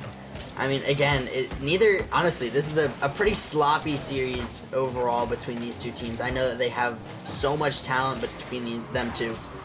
I'm really looking forward to them really stepping it up, especially as the series gets more do or die. We're still in the area where they're feeling themselves out, and Sprinkle might be feeling himself right here as he's trying to go for a little 1v1 dribble play, but that one is going to be off target. And I mean, if Sprinkle could just find his shots on target, I feel like Distortion would be up 2-1 or 2-0 here. Yeah, but sometimes the shots aren't shooting, and the back of the net's just not getting hit right now. And that one's going to be a shot just on target for Sprinkle. Rio going to get the follow-up shot. Gets cleared away. Parker with a great touch down the field. Xerox not going to go for this ball. Parker's going to look for the shot. Sprinkle with a nice save. Rio and Sprinkle a little double commit. Landon wins it over both of them. Quake has to save his team. As now Landon, he's going for the pass mid, but Rio cuts it off. Xerox, a good 50. He's going to go over to Quake. Quake now with one touch. Going under another. Parker in the midfield played that beautifully with a great dunk as well. Anybody there to follow up, it's going to be Sprinkle all alone, but Landon was actually up there. Xerox continuing the pressure, and Lightspeed are just so good at this. They follow each other's touches so quickly. Rio looking for a fast downfield. Sprinkle's going to be there, taking his time. Landed with a nice 50. Wait. One touch goes to the sidewalk with zero boost to work with. Xerox now looking for a pass. No, he's looking for the flip reset. Rio, nice challenge. Sprinkle, a little bit of boost. Some time on the ball. Going over one, landed. Able to get the 50. Parker able to get the stop. Xerox able to get the touch as well. Now he has a lot of time on this ball. An opportunity. He looks for the ceiling pinch. Oh my goodness, the Marco shot coming out. That one gonna go just wide though. Sprinkle. Touch around one, doesn't get the flick pass landed. Gets the bump though. Rio now it's his turn. Rio couldn't get it past Xerox, and this ball still in the corner. These two teams are very good at playing the ball into the corner, keeping it out of trouble. But so far, it's not causing them that much pleasure or that much work as Rio here is able to put it away. A great first touch here from Sprinkle. Yeah, and Sprinkle able to get the beats, and it looks like Xerox not able to get the read off the back wall. Low boost, having to just throw himself up at the play, hoping he can get there in time, putting a hand up just as fast as he could. But Rio just a little bit in a better position than Xeroxa, just able to get that read, tying the game up 1-1. And, I mean, it just seems like a battle of wits here. You know, neither team playing particularly well, but this is when you need to just work together with your team. Play scrappy, look for those bumps, look for those openings. Just work as well as you can as a team. And Parker and Landon seeming to do it just then. I don't know what that was off of Parker, but he's able to get that redirect and put it in the back of the net off a crazy skim. Yeah, it might have gone in anyway, but Parker says, I'll take that one, and hit a crazy disgusting shot, but this game's not over. There's still 42 seconds left on the clock, and Distortion have the will to fight. Wait, long clear. That ball going to get met by Xerox in the midfield. Sprinkle's going to be there. Parker looking for the bump on him. Rio couldn't get the beat on Landon. Landon super high up as the third man, but he wins that challenge almost every single time. Sprinkle now look for a pass over. It's only going to be as far as Parker. Parker tried to find Landon, but that ball bounces high. Wait, with a long touch. Excuse me. Only Zero is there to be the recipient of that pass. Landon continuing the pressure. Quake trying to get this ball out. Parker, little awkward, has to hit that ball towards the midfield. Landon already there, already turning, already shooting. Rio with the save. Sprinkle, no boost to work with. Nobody besides Quake has boost to work with. And it's going to be a drop down from Lightspeed, winning game number 2 here. And I feel like they just kind of turned it on, especially in that last 40 seconds. They did not let Distortion even leave their half, Ventus. But this game was only a 1-goal game. And I'm just saying, in game 4, it could easily turn the other way. Yeah, I mean, you know what? Landon, for as low as he is on the leaderboard, right? I feel like he's done so much for this Lightspeed team with just getting crucial beats, especially his third man, being able to maintain pressure in the midfield and just overall just absolutely suffocate the defense from Distortion. I swear, every time I'm like, where's Landon? He's just flying out of nowhere at Supersonic. He's just like, yeah, I got it. He just gets a beat or two, gets a flick out to the midfield, puts so much pressure on Distortion to make good plays and play faster as well, where they're uncomfortable playing that fast, throwing them out of position because of it. I mean, he's the unsung hero right now. He might be the bottom of the leaderboard for his team, but he's the top in my heart as a fellow just enabler, right? You want to allow your teammates to do all that they can, and I feel like he's really putting Xeroxa and Parker into good situations. What do you mean by that? Yeah, I do agree that, Landon, I feel like, has been there to follow up almost every single touch for this Lightspeed team. And it's, it doesn't get enough credit, but can they hang on in Forbidden Temple? Crazy things happen in Forbidden Temple. Kickoff goals here, Ventus, and took them 1 second, and Sprinkle scored that one. Yeah, I mean, I don't think I've seen a possibility where it's a 0-second kickoff goal. And this is probably as close as it's going to be. It looks like just a miss on the kickoff, trying to lose it back into the corner of the Lightspeed defense. And, I mean, that's just unfortunate. What else can you expect from Forbidden Temple, though? It seems, unfortunately, Lightspeed having to already start a whole goal down. This is the first time we've really seen Distortion come out of the gate with a lead, and Rio not able to add to that, as I thought that was a potential shot on target. And, I mean, Distortion really going to have to put on the pressure if they want to secure game number 4 and keep themselves from losing this series. Yeah, and looks like they're trying to do just that. Quake, looking for a pass over to Sprinkle. I think Quake, he had a really nice touch to set up that almost goal from Rio, but instead it's going to be Distortion trying to keep this ball in play, but with so little boost. Now it's just a counterattack for Lightspeed. Parker over to Xerox. Xerox gonna go for the fake, go low, gets it around one, but Quake is able to get there. Rio with some boost. Gonna take his time. No boost left on the ground, and Parker's gonna have that clear. Sprinkle taking in the boost, and Landon's already on top of it. Xerox is gonna be there for the shot, and Quake caught out in the corner going for a picnic. Xerox gonna tie up this game. I mean, it's just, once again, Landon cutting in the midfield, getting a really good 50 or a beat there like he did on Sprinkle, and then Xerox has a free shot on net with Quake just having to try to throw a hand up. Honestly, it's more like a pinky fingers. He wasn't able to cover much of that net, really, in that position, and, I mean, again, it's been really a strong showing for this Lightspeed team as a ground pinch from Xeroxa comes out, a good bump attempt by Landon, and then I mean, this is just all Xeroxa, to be honest, though. Like, he drives through the bump, gets the pinch. What more can you do? I mean, literally, if you look at Queen's player power ratings, or power rankings, Xerox is actually number one, because the other 1 and 2 were Thigh Chad, and both of them are not in the league anymore. So Xerox must be the best player in rivalry, and with shots like that, he must be the best player in rivalry. No, I'm just making fun of his list, actually. It's not a good list. But, I mean, Xerox definitely did show off some nice skills there, and he actually has been performing really well. I still think Landon has been playing extremely well himself, but Xerox really stepping up this game. Now Rio tried to find a pass over to Sprinkle. Sprinkle, with no boost, did not want to go for it. Landon trying to continue the pressure here for Lightspeed. Xerox in the midfield, who this was a lot in game 1. He was in the midfield, he was stopping the attacks, he was getting the good 50s. Now in game 4, he's doing the same thing. Landon now with an opportunity to get a dunk. That one's going to continue to be in the distortion corner. Quake trying to get a clear out. Instead, he's going to fake it for Sprinkle. That Sprinkle touch is good. Can he get another one? It's going to be Landon, though, finding the beat. Rio with a nice high pop. Going to try to follow it. Runs out of boost. Parker, slow touch. Slow drop down. Sprinkle trying to get it around Xerox, and he does. Landon all the way back. Waiting for that one. Grabs the boost as well. Gets it around one. Couldn't get it around another. Parker a little awkward. Touch up high. Rio trying to get the follow. Parker with one touch, looking for a path towards midfield, and it's going to be Xerox sniping that one all the way across. Sprinkle just over your head, and that one is a hat trick for Xerox, and a 3-1 lead for Lightspeed. That's a feels backflip right there. I don't think he intentionally meant to backflip. I think he meant to double jump to get a pop on that ball. Unfortunately, just a little bit too zealous when grabbing that mid boost there. He grabbed the mid boost, then tried to re-push into his aggressive third-man role.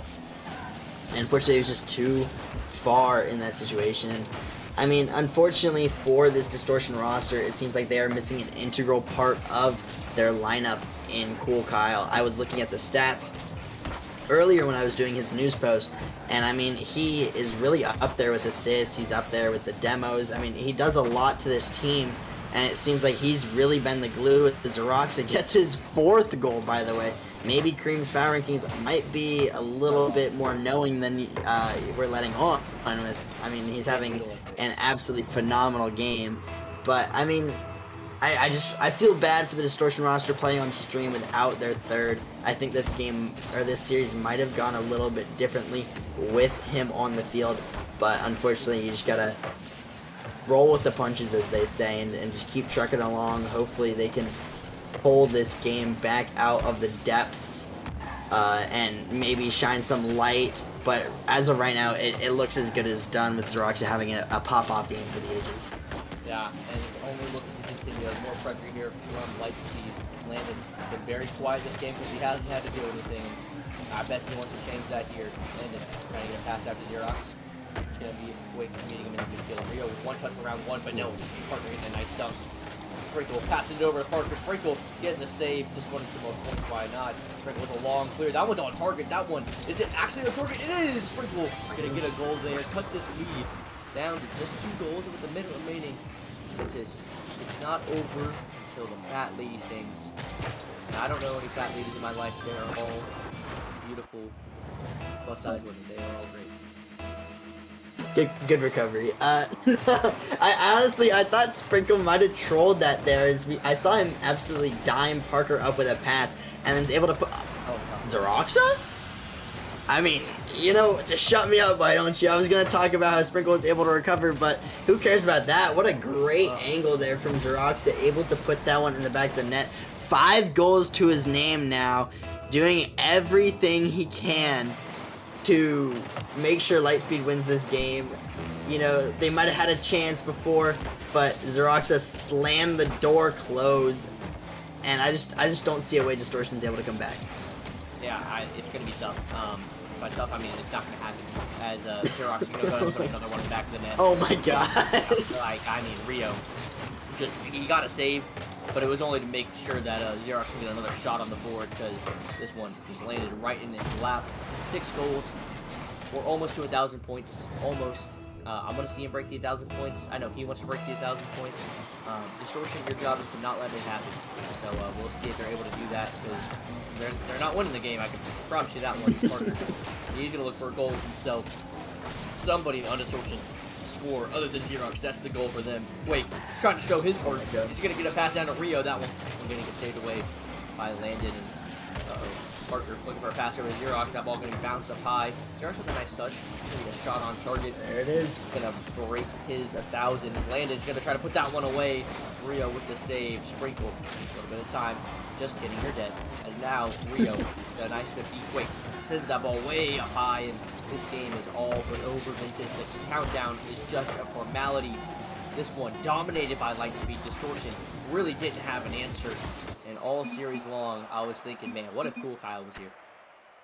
Yeah, I mean, you and me both. I talked about how he was, I believe. Let me pull up he's leading the league in total assists. He has 18 assists, almost a 1 assist per game, and I mean, I feel like he just meant so much to this team.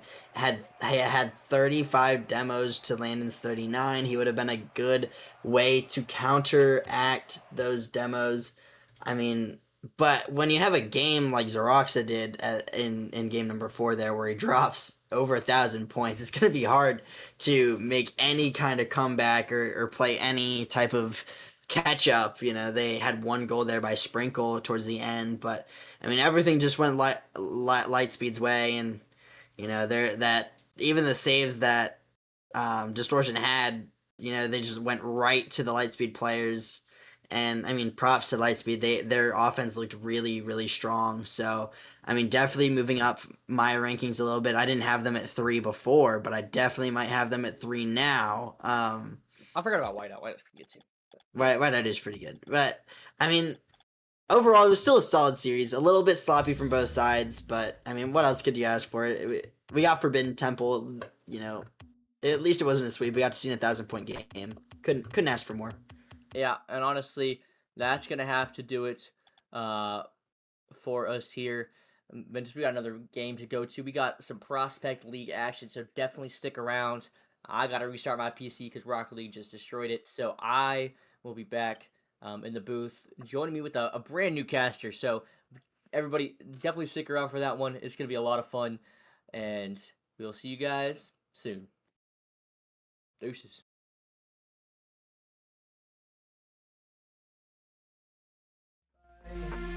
I had my heart burned to ashes, couldn't let it go, till I buried Cupid's hatchet, and it came up a rose. Now I'm falling in the spell, got drunk off of a wishing well, turn our bed into a casket, let's overdose. And no amount of time can take this pain of mine, but with you I feel alright. Cause girl, you make me numb. You got anesthesia in your shadow number 5. Side effect amnesia from your chapstick kiss on mine. You're my own sangria, you make me forget my lines. You got anesthesia in your shadow number 5. Number 5.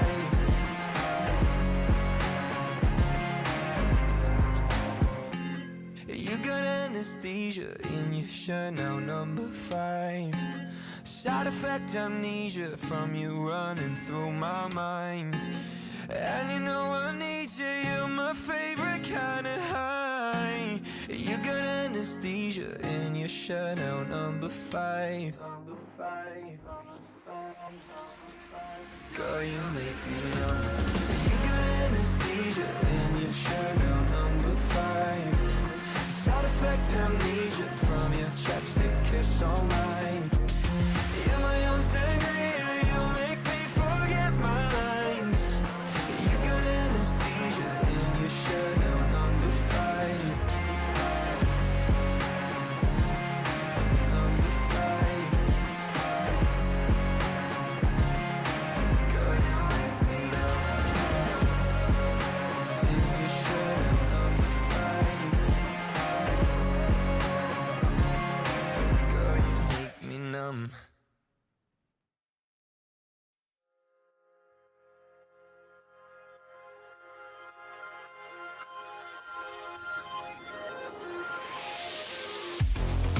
Took me down, and you're feeling alone. So long, darling. Right here and now, we can try this again. If you're in, darling. I finally see what I need to be free. Far from what I was meant to be. No holding back, I've made up my mind. Seeing what's next time, not sure what I'll find. Holding the key firmly in my hands. I'm looking for, I know where I stand. And this is it, I have nothing to lose. Now is the right time, I'm making my move. I'm on the high now. You can't bring me down. I'm on the high now. You can't bring me down.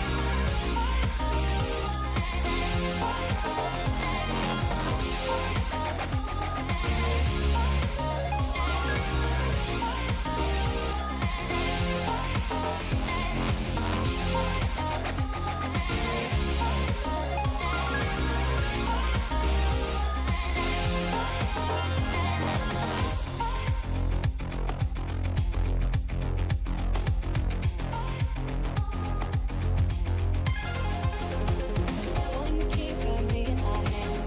I'm looking for, I know where I stand. And this is it, I have nothing to lose. Now is the right time, I'm making my move. I'm on the high now. You can't bring me down. I'm on the high now.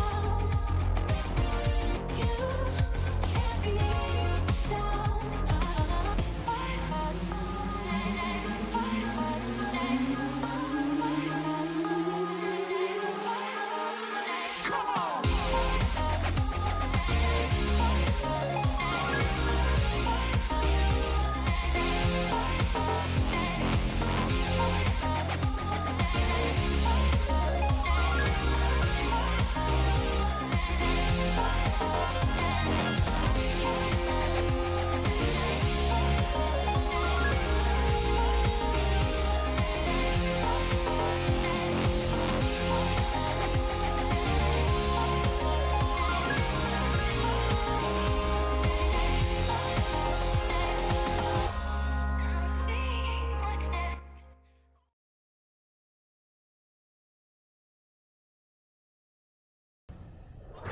Really? He puts it in 0 seconds remaining. Maybe teams are playing hard for it.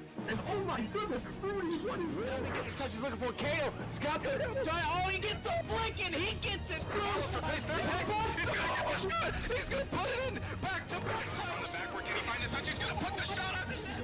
High off the backboard here. Opportunity. Here comes the shot. Hold on. Surely this can't. Oh my It's lord! go with the shot. It's gonna go away. Oh, open to on the goal line. He did nearly over. A sweep. It comes through. The Venom, the improbable, the impossible, the 4-time champions.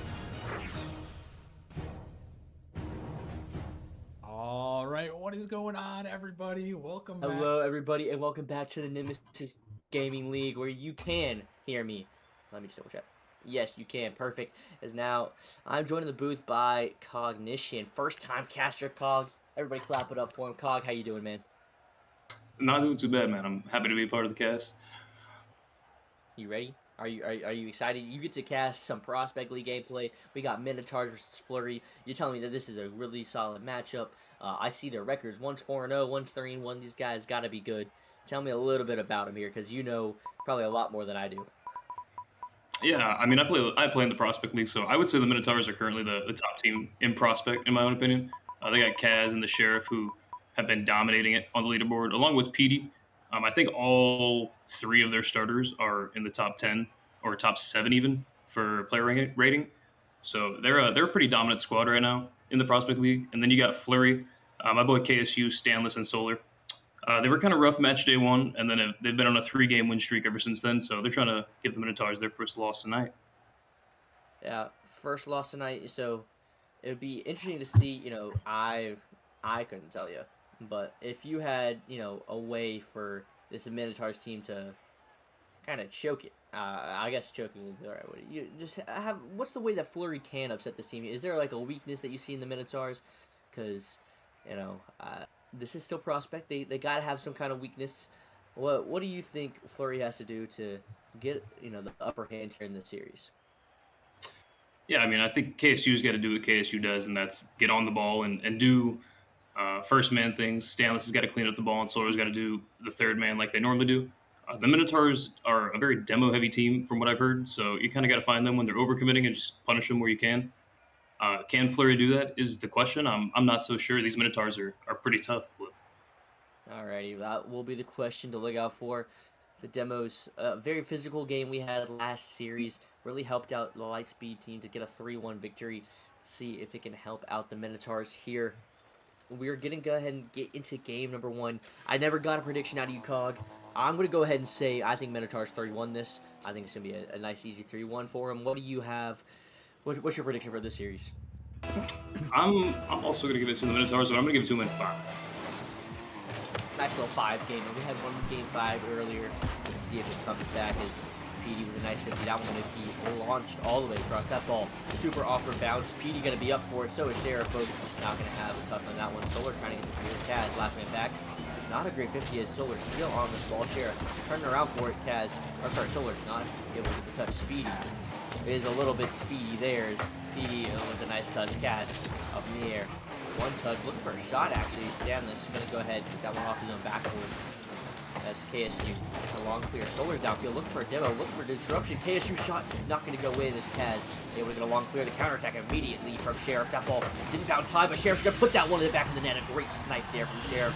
A very quick counterattack there from Cog. And is this what Minotaurs are known for? Because that's a very nice counter.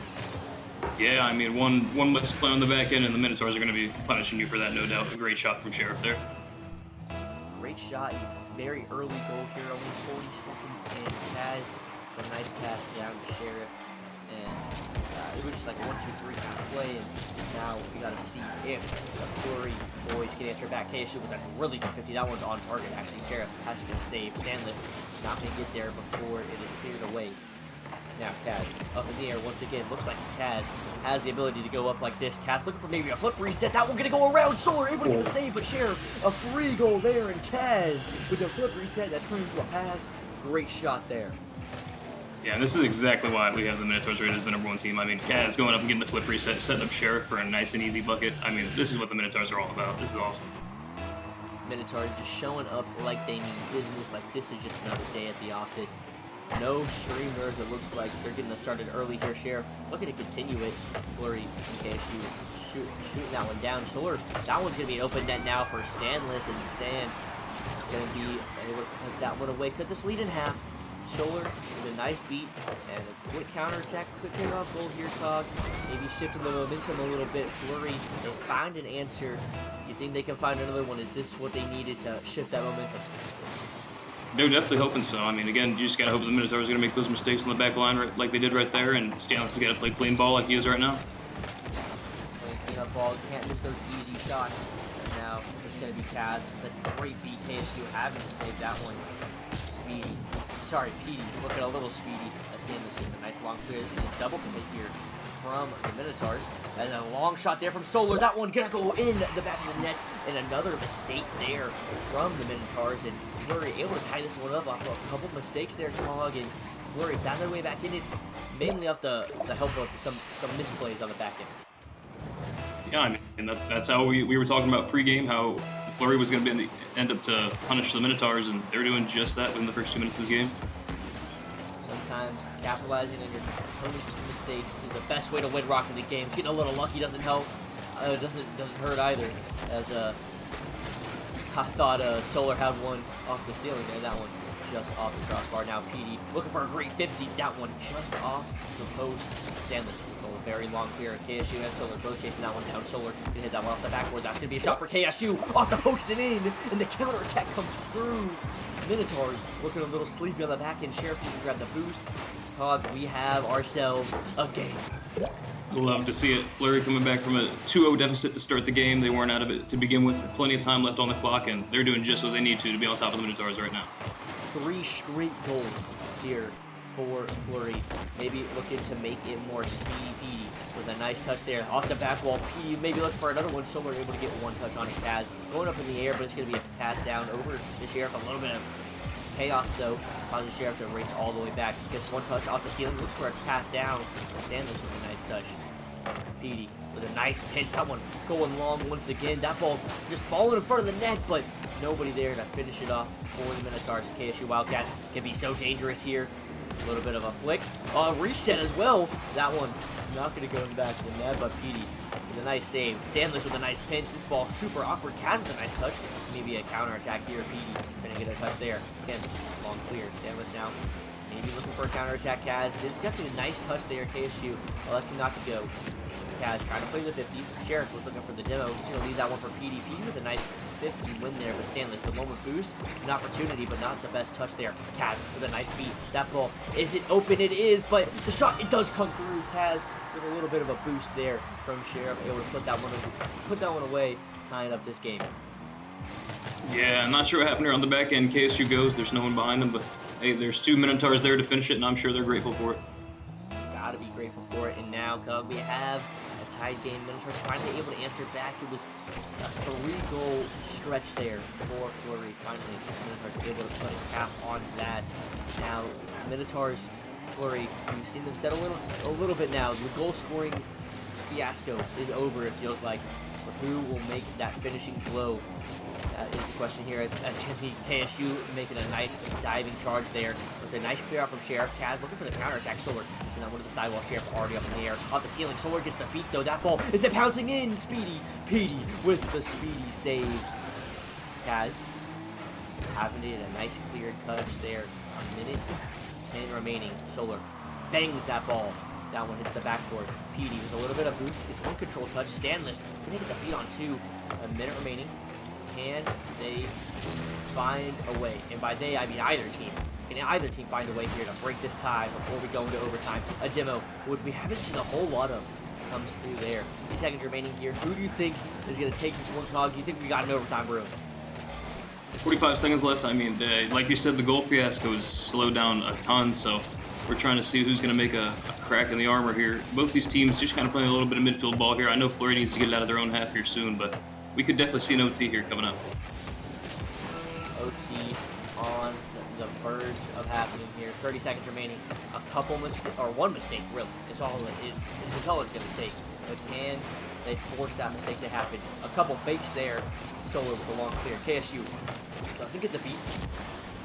That one instead is going to be hit right over to Kaz, who just bangs it top shelf off the crossbar and in. Sheriff with a great pass as well, but man, what a shot there from Kaz. Solar low boost, Kaz amazing placement, bar down. You cannot ask for a better shot than that. Minotaur's on top. Minotaurs on top. 10 seconds remaining. We need a miracle on the side of Flurry if we want this one going to overtime. KSU, Stanless 50 each other in front of their own net. That's how miracles are made, I think. Instead, it's going to be Kaz looking for the shot drop down. Instead, Minotaurs are going to go ahead, take game number 1. A very, very close game here. And this might be just a tell for what the series is going to look like, Cog, because that one was an absolute barn burner. Yeah, a couple mistakes from both teams on each end, and we saw Minotaurs getting a little more physical there at the end. I wonder if that's going to translate into game 2. If you're Flurry, you're definitely looking to kind of keep that grasp on that 3-2 lead after having a little momentum on the comeback. But overall, just fantastic game from both these teams. Yeah, fantastic game from both these teams, and honestly, I think I saw a little bit of Flurry there that I did personally think, I could see it a little bit more of. Because I saw a lot of Solar, and I saw a lot of Stanless. You know who I didn't see a whole lot in the air, making a whole lot of plays? That was KSU. KSU, I think, is more of a shooter than anything. Whenever I think KSU, I think this man just making plays all over the place, but not in the air. Maybe on the ground with a dribble play. I just think of that man as a shooter, and I don't know. I wasn't able to see it that first game, but his teammates definitely did step up. But how long will that last? Speedy Petey, nice touchdown. 15 seconds already gone, and already I thought there was an opportunity there for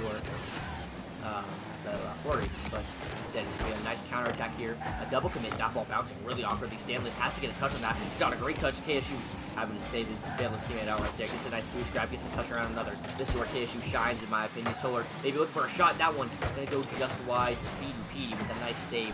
Not able to get a follow-up touch though. Stanless going to hit that ball way high. That ball in the corner going to get cleared out. KSU, a nice pop-up touch. Maybe looking for a follow. Kaz trying to get a touch around him. KSU gets the boost as well. Solar looking for the touch towards the backboard. Kaz waiting there. Stanless. Biding his time, waiting for Petey's touch. Stanless doesn't get a touch there. KSU has to get it around 1. KSU looking for a touch around another, and he gets it. Kaz a little awkward. KSU trying to make chaos happen, and that's what he's here to do. That's the KSU I know and love. Yeah, well, I mean, just takes it through all 3 defenders here, pops it over 2 of them, and then Kaz on the back end can't get that last touch and ends up slipping it right behind him to get Flurry on top, and that's what we needed from KSU. KSU, honestly, just kind of did it all himself there. Covered his teammates with and turned it into an opportunity for him. Solar now looking for an opportunity themselves. KSU going to put that one away as well. KSU just livid on that post area, just putting that one right behind the defense. And, man, the Solar with a great 50 as well, but 2 early goals here from Flurry and Minotaurs. You got to look out. You haven't had a shot on target yet. Yeah, definitely looking a little rough for the Minotaurs right now in this game too, but I mean, we did see them kind of start off to a little hot and then slow down, so maybe they're a hot and cold team. We're about to see if they turn it on here in the last 3 minutes. It's a little bit of popcorn ready because I feel like we've got a show on our hands. I don't think the Minotaurs are going down that easily. Sheriff gonna get a clear out towards P. He doesn't get the touch. Sheriff gonna try to continue this ball downfield. Kaz, 1 touch towards the sidewall. KSU, a little awkward still. A nice touch to the corner. PD doesn't get a touch, and KSU gets it over Sheriff as well. As now KSU was buying his time, getting the hat trick. Stanley's getting the demo. Just such clean play here from KSU, really slowing it down and just getting the easy goals. Yeah, and I mean, this is a totally different game from what we saw last game. I mean, this is pure Flurry domination these first 2 minutes. I know that the Minotaurs are trying to figure out what's going on, but I mean, KSU and the Flurry are just looking a little better than. Yeah, and I think, I said it last game, I was like, or I said this game, it was about last game, and I was like, KSU, I haven't really seen them pop off yet, and just dropped the casual hat trick in the first 2 minutes of this game. Petey, he's going to look for one here, that one going to go high, Sheriff's going to put that one away, the speed from the Pete, and Sheriff with the finish. A nice goal here, maybe turning the tides a little bit, Minotaurs finally strike back. Yeah, like we said, maybe they're a hot and cold team. That's a great pass from Peter to get it on down, and they put it right in the back of the net. Not a whole lot you can do about that if you're Flurry.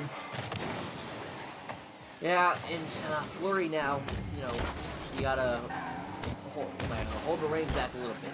You're up by 2, which is the most dangerous lead to be in. It's a 2-goal lead, most dangerous lead in Rocket League, and that's a fact. sure. But can they go ahead and capitalize? PD and Kaz double commit right there. An opportunity, but Sheriff, great touchdown field. Sheriff continuing the pressure with a touch towards the midfield. KSU popping that ball high. Kaz looking for some time here. A little bit of boost to work with. Takes this one to the ground. Solar pops it back up. Stanley's up in the air. Gets the beat on one. PD waiting all the way back. One touch from PD. Looking for another. Going straight for the shot. Solar able to make the save. It was a good shot there from PD. Not a lot of power on it though. And speaking of not a lot of power, Sheriff puts a little bit of a whimper on net. Instead, it's going to be a counterattack. It's Kaz able to make the save. A little double commit here in front of the Minotaurs as that ball still gets sent down towards the Flurry corner. And KSU taking that third man role very seriously as he was waiting all the way back. But still, more pressure here for the Minotaurs. That was a great pass, and Kaz with a great shot. I don't know who was in the middle there, Cog, but if you're Flurry, you gotta make that cut. You gotta make that save because what a great pass there from Sheriff. Yeah, just getting a little awkward there on the back line. Looked like KSU wanted to cut up there, and it looked like Stanless maybe wanted to go, and just bad communication. But Flurry trying to hold on to this lead and not throw it away like they did in game one. Now, can Flurry and can they find some defensive stability and not let this one go away? As the bump came through there, that would have been a goal. Kaz didn't commit to it, so instead it's a counter-attack. That ball bouncing down. Little awkward. PD able to get a touch. Stanless trying to find a pass to his teammate, but instead shoot Kaz up in the air. And guess who's dangerous? It's Kaz. A good 50 from Wildcat, but a double flip from Flurry. As PD wins a huge 50. That one bouncing off the post. And Sheriff didn't have the reach. Solar a little awkward. PD and Kaz both there. A double commit saves the Flurry boys this time. As now Stanless looking for the counter. Sheriff no touch off the back wall, but Kaz is gonna get a long clear. That ball cleared all the way down as KSU. One touch towards the sidewall. Solar not able to get a touch either. A little bit of a couple triple fake. Maybe a quarter fake coming out here. Solar finally gets a touch. An opportunity here. That ball bouncing low. KSU with a great touch there off the back wall. Kaz trying to find it. Sheriff on the side did not get a touch on it. Stanless long clear. Following it up with a bang himself. And KSU tries to get it over Sheriff and does. Avoids the bump as well. A nice touch. Doesn't get the shot. Has 50. Is no bueno. Solar just follow though. As now Sheriff. Long touch towards the 0 boost. Doesn't come mid. Hits the ball mid though. As now Sheriff one long 20 seconds remaining and a post there blocking Stanless play, but Kaz did see it happen. Still more pressure here for the Minotaurs. Minotaurs one opportunity really remaining. 12 seconds. Two players in the corner. 4 Minotaurs at issue. A little bit of an air to more time. Kaz the 50 apple straight up. More time wasted. Sheriff doesn't get the touch, and it looks like his ball is gonna fall. Flurry are gonna go ahead and win game number 2 here in COG. KSU had 3 early goals, and that's all they needed. Yeah, I mean, what a sweat.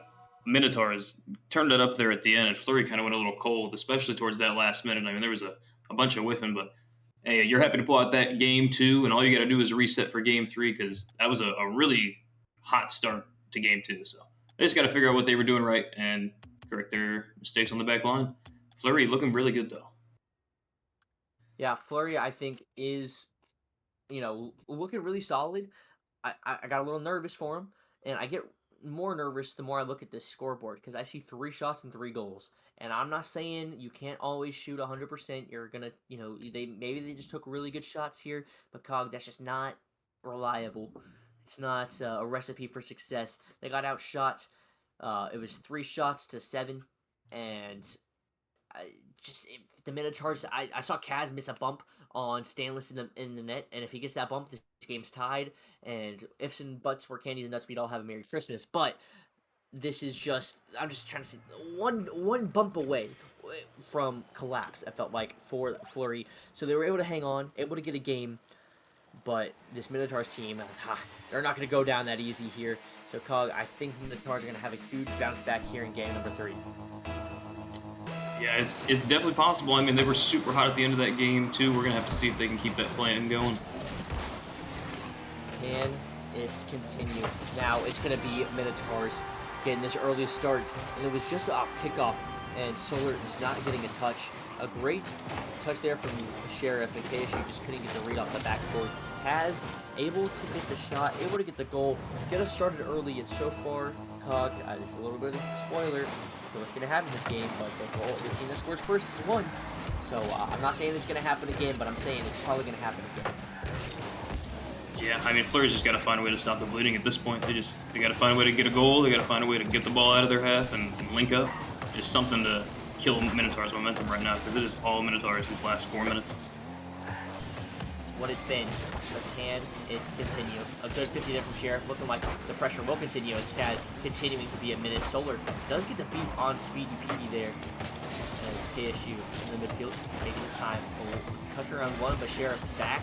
0 boost though. KSU continues to pressure that one off the backboard. And Stanley's gonna have the shot, and he is the 1, the 2, the 3. Fleury put a flurry of challenges on, and eventually it results in a goal. Yeah, they end up putting a bandage over that wound, and they finally can end up slowing down the Minotaurs, and hopefully this is the start of a little bit of pace and get a little bit of offense going for Fleury. Fleury now looking for another answer as Solar just had to put that one on target, and he had the goal, but instead it's going to be a counterattack and a dangerous one. That one should be a free net. PD don't miss. Okay, good. That one was very free as Kaz just a little pop over one. It was a good pass out, a good touch, and then a great pop there. PD securing that one, and already we're back to the floodgates opening, Cog. We had a lot of goals early in game 1. Game 2, you know, we had KSU scoring a lot of goals early, but this time it's a little bit more back and forth. We got the fist fight coming once again. Who will strike next? Is Fleury able to tie it up? We just gotta wait and see. Or is it gonna be Minotaurs once again? PD not gonna get there before Solar does, and Solar with a nice touch. PD looking to continue that pressure. So far though, Cog, I've seen a lot of great Rocket League. These two teams definitely look like the top of prospect in my opinion. I've seen great things from both of them. But still, I think I can see more. And I'm really excited. I don't know how your team looks. Your team's 3-1 as well. But Cog, you know, just looking at these teams right now, how do you think they stack compared to the rest of the competition? I think that most of these teams are top 5 teams in prospect at the very moment, at least in terms of my list. Again, the Minotaurs have shown that they can bump, they can link up together, they can punish you when you make mistakes. And Fleury, I mean, KSU showing that he can peak, and I mean, they've kind of been hot and cold, but I definitely think that they're playing like a top 5 team. They're just playing against probably the best team in prospect right now. Yeah. Now can that best team in prospect show up? Sheriff showing up on the goal line there with a banger clear. Stanless racing all the way back. Has it touched off the backboard, but that's not the touch you wanted to see. Solar didn't like what he saw, so we got that ball out of there from Kaz off the backboard. Kaz, you don't miss those, do you? Yes, you do, buddy. So hey, yeah, we go ahead and scratch that one off. Open nets, they're too hard to hit for him. As Sheriff needs to look for an opportunity here. As Solar with a nice touch. Kaz, that touch just gonna go straight towards Stanless, but that Stanless clear. Not a great one. PD tries to hit that ball back midfield, but instead it's gonna be over to Solar. Solar go long, clear Kaz with a touchdown, but it's Stanless. No, it's gonna be Solar cutting him off. As now Kaz with a beat on one. Sheriff, can he have the read? Do you have the shot? That's an insane shot if you have it. Oh my gosh, he was going for it. That was sitting right across the net. Speedy PD looking for the shot, the angle, just off the post. That ball continuing to be just so close to the goal, and Fleury are still surviving here. Sheriff gonna hit that one off the backboard. The Speedy PD, there he is. That one gonna go wide. In Minotaurs, I think should have had 12 goals by now. Instead, it's still 2-1. Sheriff can't find the back either. Cog, Fleury, they are surviving. But Minotaurs, if they were able to score, they'd be thriving. Yeah, I mean, Fleury, you just need to get the ball out here at this point. The Minotaurs have had the ball in your half for probably over a minute and a half now, and it has been brutal. I mean, if they can find one of these in the back of the net, you're not going to feel so good. And PD trying to do it himself right here. It's safer for Stanless. Now, can Fleury get this ball cleared finally? I don't know, because Kaz is in the air. Kaz being a little cringe, going for the bump. KSU with 0 boost on the back line, and oh my goodness. Look, all I'm saying is, if you go for air dribble bumps, you can't complain about Shea being a free jumper. That's all I'm saying. This is the definition of unethical plays in Rocket League.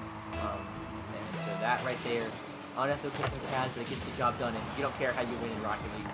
So why should you care how you win in basketball? Now, anyway, now that that's over, KSU looking for an opportunity to redeem himself. Ball on his foot. The dribble plays is what I know KSU for. Obviously, you teams are doing a lot more than I ever have, or ever will, I hope. But, you know, the dribble plays is just what I have always known him for whenever I was casting. And I don't know if that happened, like, if that's true, if that's what you see, but that's what I've seen from him. And that's how we got a lot of his goals last game. Obviously, that one didn't come through, but the minute remaining, what do you want to see out of Fleury other than maybe some offense in general? I mean, we need some organization. Flurry needs to figure out what's going on here. I mean, we've totally lost our identity from the beginning of Game 2, where KSU was kind of being given the ball and we were setting each other up. The Minotaurs are just kind of have been picking them apart this entire Game 3, and this last 3 minutes, I don't think we've had Flurry on offense more than 10 seconds, to be quite honest. So if you're Flurry, you just got to find a way to organize, maybe even reset. I mean, you got 30 seconds left in this game, but maybe just hope that you can win these next 2 games. And Minotaurs just are holding super strong right now. Yeah, super strong, and honestly, I think their third man positioning as well. Like, usually whenever a team's super aggressive and has a lot of pressure, they get back too far, they scoot up too far. The ball goes over your head, and it's good. This Minotaur team seems disciplined in their third man position, which is very rare to see. Also very rare to see a dunk like that going back in the net. But Sheriff is going to go ahead and make it happen, because why the heck not? That's just what Sheriff does, and that one just dunks the living crap out of Solar there. Just a huge shot there from Sheriff, putting the nail in the coffin in this game. Yeah, Minotaur showing why we think that they're one of the top teams in the league when they're handling Flurry like this. And I think Flurry is definitely one of the better teams, so Sheriff, great shot. Minotaur is looking to keep it going all the way through Game 4. All the way through Game 4 is hard to do here in Nemesis streams, because the Game 4 COG, I know you're new here, but you're not new to Nemesis, so you must have heard at least about Forbidden Temple. Some wacky things happened there. Last game, or the last series, we went to Forbidden Temple, and I saw 1,000 points get dropped on someone's head. So I don't know what happens on Forbidden Temple, but some forbidden things happen there, and so I'm expecting some crazy things here. Maybe from Flurry, it might come from Minotaurs. You never know, you can never guess. But I had Minotaurs in 4, you had Minotaurs in 5. Let's see which one of us is right, or if none of us are right and Flurry went in 5. I don't know. But Minotaurs here, they're looking really solid. The pressure was there all game, and it just felt like Flurry just didn't stand a chance this game. Yeah, again, they're just looking super, super awkward. They had a little bit of, again, maybe 30 seconds of offense that entire game where they scored that goal and maybe were in their end a little bit. But if you're Flurry, you just got to find that organization. Maybe KSU on the ball, someone else has got to sit back a little bit. And I know you're kind of talking about KSU being a ground player, but I've seen him do some flip resets. I've seen him do some crazy double taps. I've seen KSU do some insane things. Again, I played with them a little more than you, but I definitely want to see a lot more out of KSU, and this Flurry roster just kind of has to enable each other a lot better than what they have been doing. All right, I want to see a flip reset. I want to see a double, actually, coming out of KSU. You talk him up that much, that's what I'm expecting. I've seen Nervebot, and Nervebot's in Shally, and if KSU can't be Nervebot, I don't know who can. We'll just have to see. Can Flurry make that comeback happen here? KSU on the ground. KSU going for the shot. The bump came through as well, but a great save there from Speedy. And Solar now a little too far up. Sheriff not able to get the touch, and Kaz maybe caught out just a little bit. Solar was waiting for that opportunity. He didn't have faith in Sheriff's touch, and you know what? He didn't have faith for good reason. He's turning around and putting a clanger shot on net. Yeah, sometimes that's all it takes is a man getting a little bit out of position, and Solar with a great cut up and finding the back of the net there. Flurry up 1-0.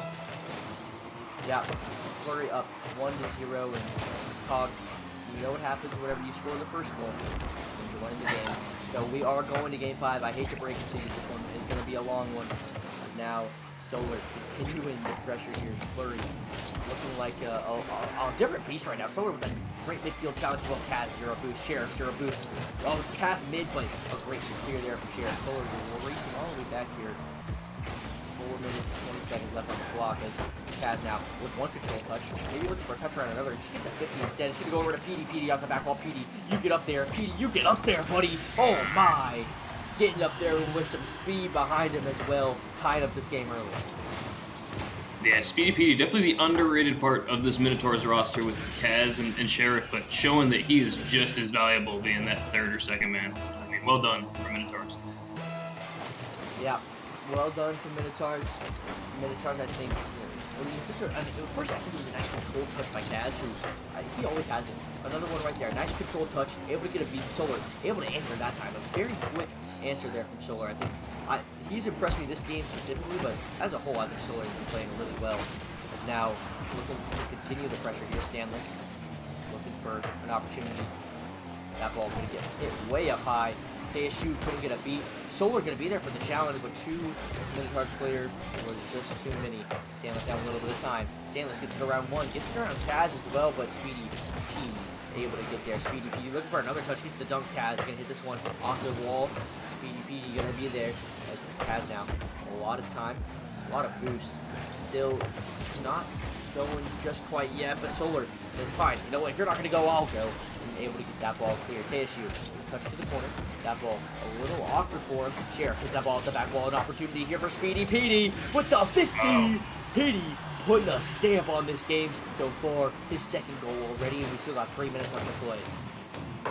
Yeah, and I think Minotaurs have shown all 3 of their players capable of popping off. I think we've seen one of them do at least something crazy in this entire series. So they're showing Fleury why they are the more dominant team right now. More dominant team for sure, and Petey, who, in my opinion, is, I mean, just look at the sheet. He is the lowest out, but he ain't playing like he's playing like that dude this game at least. Sheriff now, the touch towards the corner. That ball bouncing down. Kaz up in the air, and we're jumping at Ghost at this point. As Solar had that one by a mile. And now Solar, an opportunity. Petey, nice read off the backboard. A nice touch as well, so he can still follow it. Tries to get it around KSU. KSU with 0 boost, still able to get there. That ball from Sheriff over to Kaz. Solar trying to get the beat, but just could not compete with the speed. As now Sheriff with a nice 50. Sheriff looking for a pass midfield. Going for the bump on Solar, but no faith there for the Minotaurs. Could have had another goal right there for sure. Solar now looking for the double. KSU's going to take that one towards the wall. KSU trying to be that dude in the air. He can be. The pass is there. Nobody there from the Fleury boys to receive that pass, though. Stanless, though. He has an opportunity. Just plays a shot on net. Oh, my goodness. Wow. That one right there is a screamer, a scorcher, and Stanless ties this game up. Yeah, what a great shot from Stanless there. I think he had a little bit more time, but he saw Petey coming out of the net and decided to take a great rip, bar down. And again, like we said earlier on in the series, it's one of the best shots you can get. Tied up, 2 minutes left to go. Kaz did the same thing earlier. I believe it was game 2.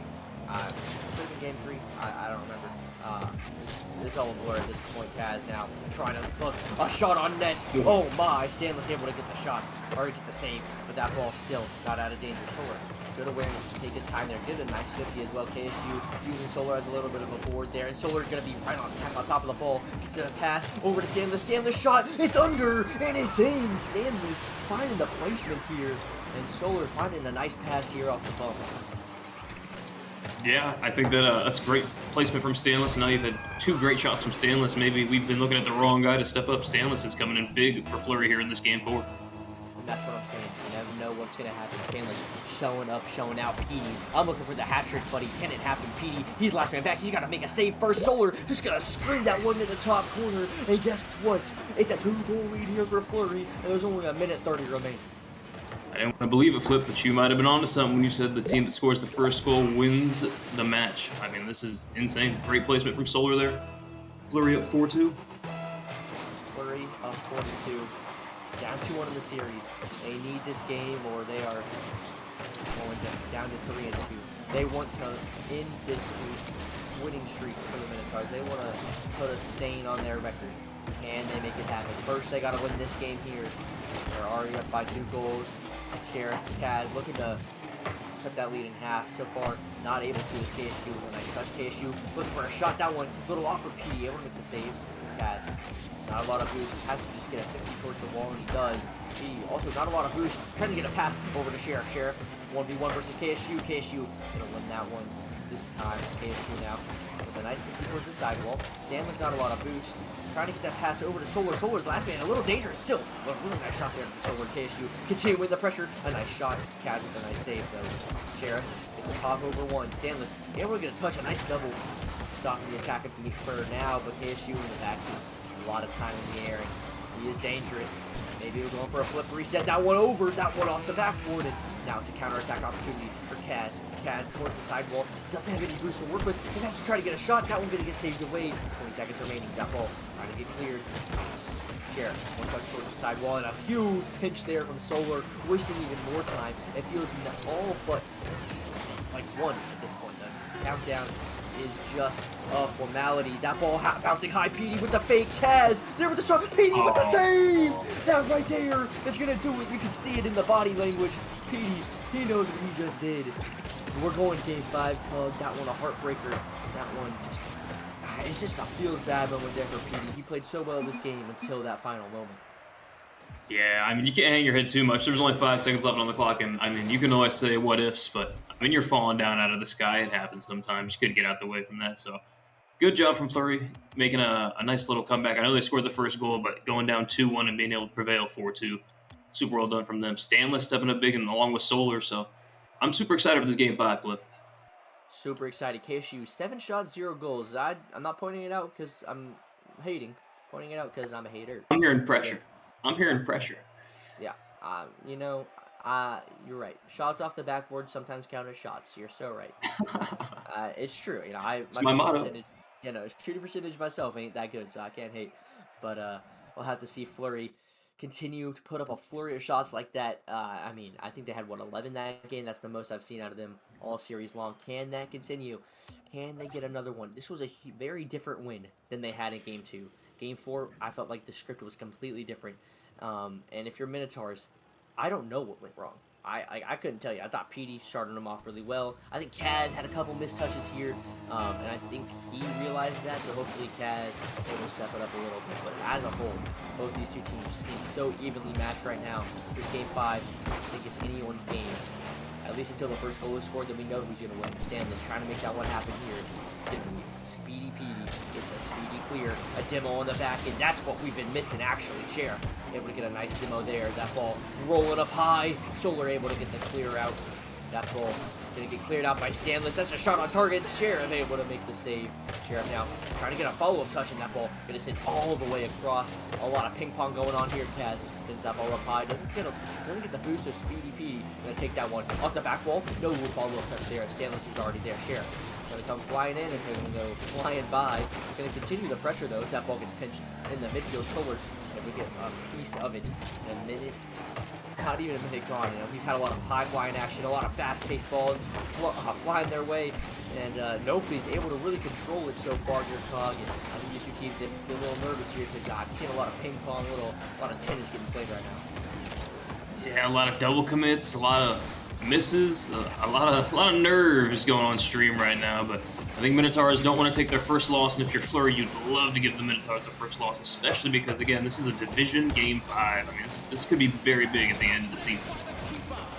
Yeah, the division games, they always just mean that much more who has the tiebreaker, and with the division stacked like this one is just that much more important here. Stanley's long clear. He is back this time. One touch. Stanley's trying to continue the pressure there to the Wildcats in that ball towards the corner. 20 boost to work with. A teammate in the midfield. What a pass! Solar gonna be there. KSU put it on his hood. Amazing drop down here from KSU. Getting it done here in the air. Solar in great positioning, following up right at the top of the box. Cash just couldn't get to it. Great placement from Solar. Fleury taking this 1-0 lead. A solid 1-0 lead. And honestly, I think more important is the first goal. I'm not saying I'm a script writer. This one's already over. Stanley's trying to prove me wrong here as we get that one. Sheriff. Had a touch, but no follow-up from the Minotaurs. Petey's touch a little bit awkward for him. KSU dropping that one down to Solar once again. Solar gets his shot saved by Kaz. Stanley's continuing the pressure. That ball really awkward for Petey. Just gonna let it go actually as Sheriff said, I got that one, don't worry about it, it's in heart. That ball bounced up in the air though. Solar gets a beat on Kaz. Speedy Petey on the backboard. It's a nice touch, trying to get it around KSU, and he does. Gets a backwards touch there as well. Sheriff came flying in, Kaz a little bit backwards himself. KSU has to get a touch. That ball sent way high. Petey, not a lot of boost, well, not a lot of life either. KSU got a nice demo there. Stanley, that's a nice shot, but could be saved away. A double save there. A double commit though could be dangerous. Solar continuing the pressure. A double commit though on the side of Fleury. Now, Solar, one touch, continuing the pressure, kind of saving the double commit that happened earlier. As now with an opportunity, that ball gonna go wide. Sheriff, a really nice touch there. Solar racing for the boost. Did he get a little greedy for it? No, that's a great touch there. KSU a little awkward. KSU put it on a tee for Petey, and Petey hit that one with his driver. Yeah, Petey stepping up big. Looked like he was struggling a little bit at the beginning of the game, but he's coming up big right here. Flurry going to be shooting themselves in the foot if that opportunity earlier they missed is going to be the cause of the loss. That is, however, the first shot for Flurry, or sorry, for Minotaur. There's been 6 shots for Flurry, but here's another one. But KSU with the falling save, falling from grace, but this man's not letting you score that one. Now, Sheriff continuing the pressure. He wants that goal back, and he wants it back now. That ball going over to Petey. It's off the post. Not going in. A minute 40 remaining. Kaz, that ball bouncing in the midfield. Petey not going to have the beat there. KSU takes that ball all the way down. Oh, but a great touchdown from Sheriff. Continuing the pressure here. Sheriff now going for a little bit of heads. Head hunting now. Sheriff, I don't know if that's legal, but he makes it legal. And now Petey with no touch. Sheriff with a nice bang there. Can he get the shot? KSU playing a little bit of bully ball there. Getting a nice box out. Kaz with no touch there, but KSU making a play happen here. Doesn't have a lot of boost. Going for the Gary G fake. I don't know if it was going to work there, but still, more pressure here for Flurry. A nice fake. Stanless with one touch. Couldn't get the follow-up. He get that ball too. That ball bouncing down really awkwardly. He still able to get a touch only as far as Stanless. Never mind. He gets another one. Goal-saving touch almost there. Kaz off the ceiling. Sheriff going to be there. Solar. I still think Solar and Stanless have really impressed me so far this series. They have really stepped up in the midfield where it's needed on the offense as well. But that defensive third man commit could be dangerous. That ball still. And the Guards will still have it in the Flurry half. Sheriff, a nice 50. That ball bouncing down. Could be dangerous. Petey, not a great touch though as KSU backs that one up. Stanless, touch off the sidewalk. Kaz, gonna go ahead and get a touch. That ball straight to KSU. Wow, that Sheriff was going for the dunk. That ball over the shoulder. Forward, bangs that one high. Stanless now going for the 50. Petey hits that one. That ball towards the sidewall. Petey gonna go ahead and get that ball right back towards Kaz. Kaz off the back wall. Sheriff is literally in no man's land. Now he comes flying in. That ball though gets 50 away. 0 seconds on the clock. Can a goal come out here? Petey gonna let it die. Overtime here. Game 5. You couldn't ask for a better script. Yeah, I mean, I know both these teams' hearts are racing. Game 5 for a division game on stream. Like you said, Solar and Stanless have been playing really well, exceptionally well in these games 4 and 5. KSU looking to make something happen, but Flurry needs to stay on the offense if they want to keep safe. But for the Minotaurs, you just gotta hope that Flurry makes this mistake that they've been making all game. Minotaurs, they have held on. They are now a goal away from being 5-0, keeping that perfect record. KSU not letting him go do that easily. Still, a good save comes out. Good pressure there from Stanless as Solar gets a nice touch, continuing the pressure here. KSU gets a nice read on that bounce, gets a good beat as well, but Sheriff with the counterattack with Kaz could have been lethal. That ball is into the corner though. Kaz, this one's a boost, not the ball. Stanless down with a little bit of boost. A pass as well, that's over Petey, but it's going to be Sheriff in a long clear. KSU, he's up in the air, but that ball towards the corner, still dangerous. That ball bouncing mid. Kaz, I think he got bumped. Taking his time though in the air. That ball towards the sidewall. Sheriff looking for a shot. That one's going to be over to KSU. KSU didn't get the power on it. Could have had a shot opportunity. A minute remaining. That ball, or sorry, a minute remaining. There's a minute gone in overtime. As Kaz now looking for a 50. It's a great 50 there. Gets a follow-up as well, but Sheriff came flying in a little too quickly.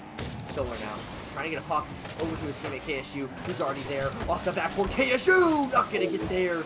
Solar all the way back. Long clear. Kaz, one touch, straight down onto Solar. Petey, a little bit awkward. Solar with some boost now, tries to get it around one. Petey touches straight down. Stanless is there, but it's going to be Kaz, the long clear. That ball bouncing awkward enough. In the corner, Kaz with the fake. Nobody there for Minotaurs. They're sitting on corner boost. The third man there for Minotaurs just playing so defensively. I think they're so scared, Todd. But still, it's still an opportunity for...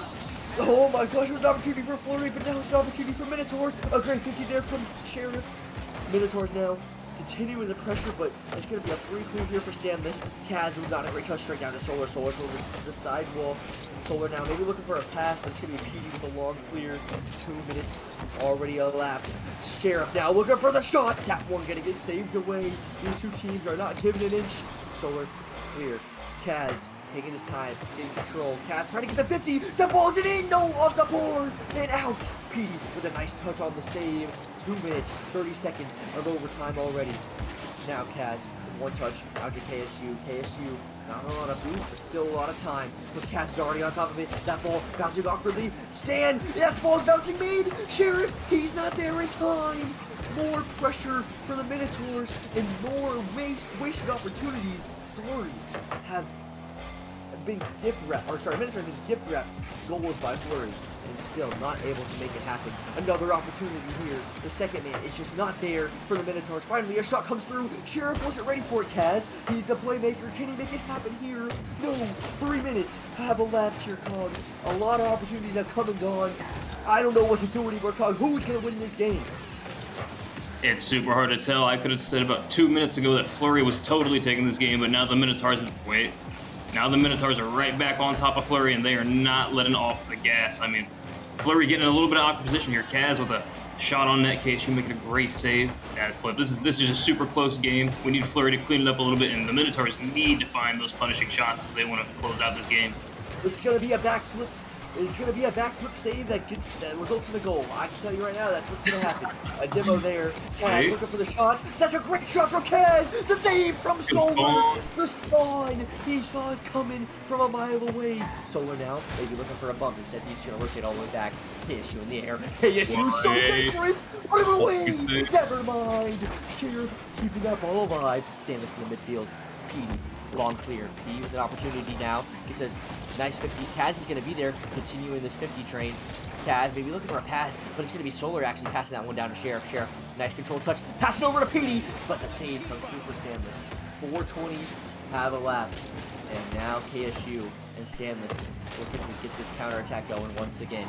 We have casted almost a whole other game at this point. As Kaz looking for the shot. Oh my goodness! What a save! KSU with the save. The screamer was there, but the save was even better. Beatty looking for the clear and he gets it. Stanless was waiting downfield though. These teams are sitting so far back. They are not letting the ball go over their head like that. Kaz with a touch over one. Kaz with some boost. A flip reset in his bag. Gets a touch over one, but KSU taking his time. KSU said, all right, this is how you do it. Sends that ball long. Sheriff. Long clear. No one there from the Minotaurs, but that's a bad touch. Speedy over to Sheriff. Sheriff gonna get a pop on it, but the demo from Solar was clutch. Petey with a nice touch. Oh, what a save though from KSU and Solar. Sheriff now continuing the pressure. The shot. What a shot from Sheriff. That one sneaking in the left post. 5 minutes and 12 seconds was all it took. But these two teams, they battled it out. And oh my goodness, respect to Flurry, respect to Minotaurs, keeping their undefeated season alive. God, we just saw a game, maybe game of the season. That was pretty crazy. We just saw game 6 there technically with the overtime, and I mean, keep your head high if you're the Flurry boys. I mean, that was a great, almost mounted comeback, and I mean, you can't be mad at a 5-minute OT game loss in game 5 on stream. So it's fantastic content. Congratulations to the Minotaurs. That was very well played. Way to hold on to your undefeated season.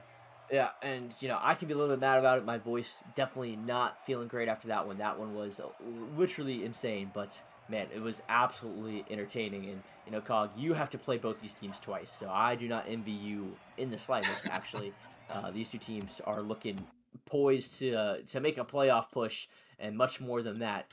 But we're only in week 3. This is only game day 5. The Minotaurs are only 5-0, but there's still so much more Rocket League left to be played in this Nemesis League season.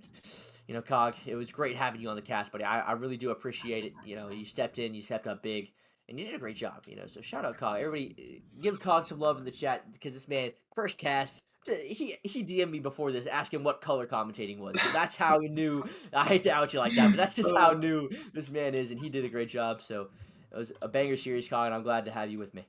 I appreciate it. It was a great series to cast, and like I said, congratulations to the Minotaurs. Can't wait to play both of you guys this season. Yeah, but that's going to do it here. Thank you guys, everybody that subbed, everybody that's donated to the Nemesis stream, and donated to the Nemesis League in general. Thank you guys. We couldn't do this without you. But that's going to do it here for us on this Monday night, as now we are going to go ahead and head on out of here. We had a long night, 6 games there for that final series. So that's going to do it for us. We'll catch you guys back on Wednesday at 8 p.m. Be there or be really smelly. We'll see you guys then. Deuces. Take it easy.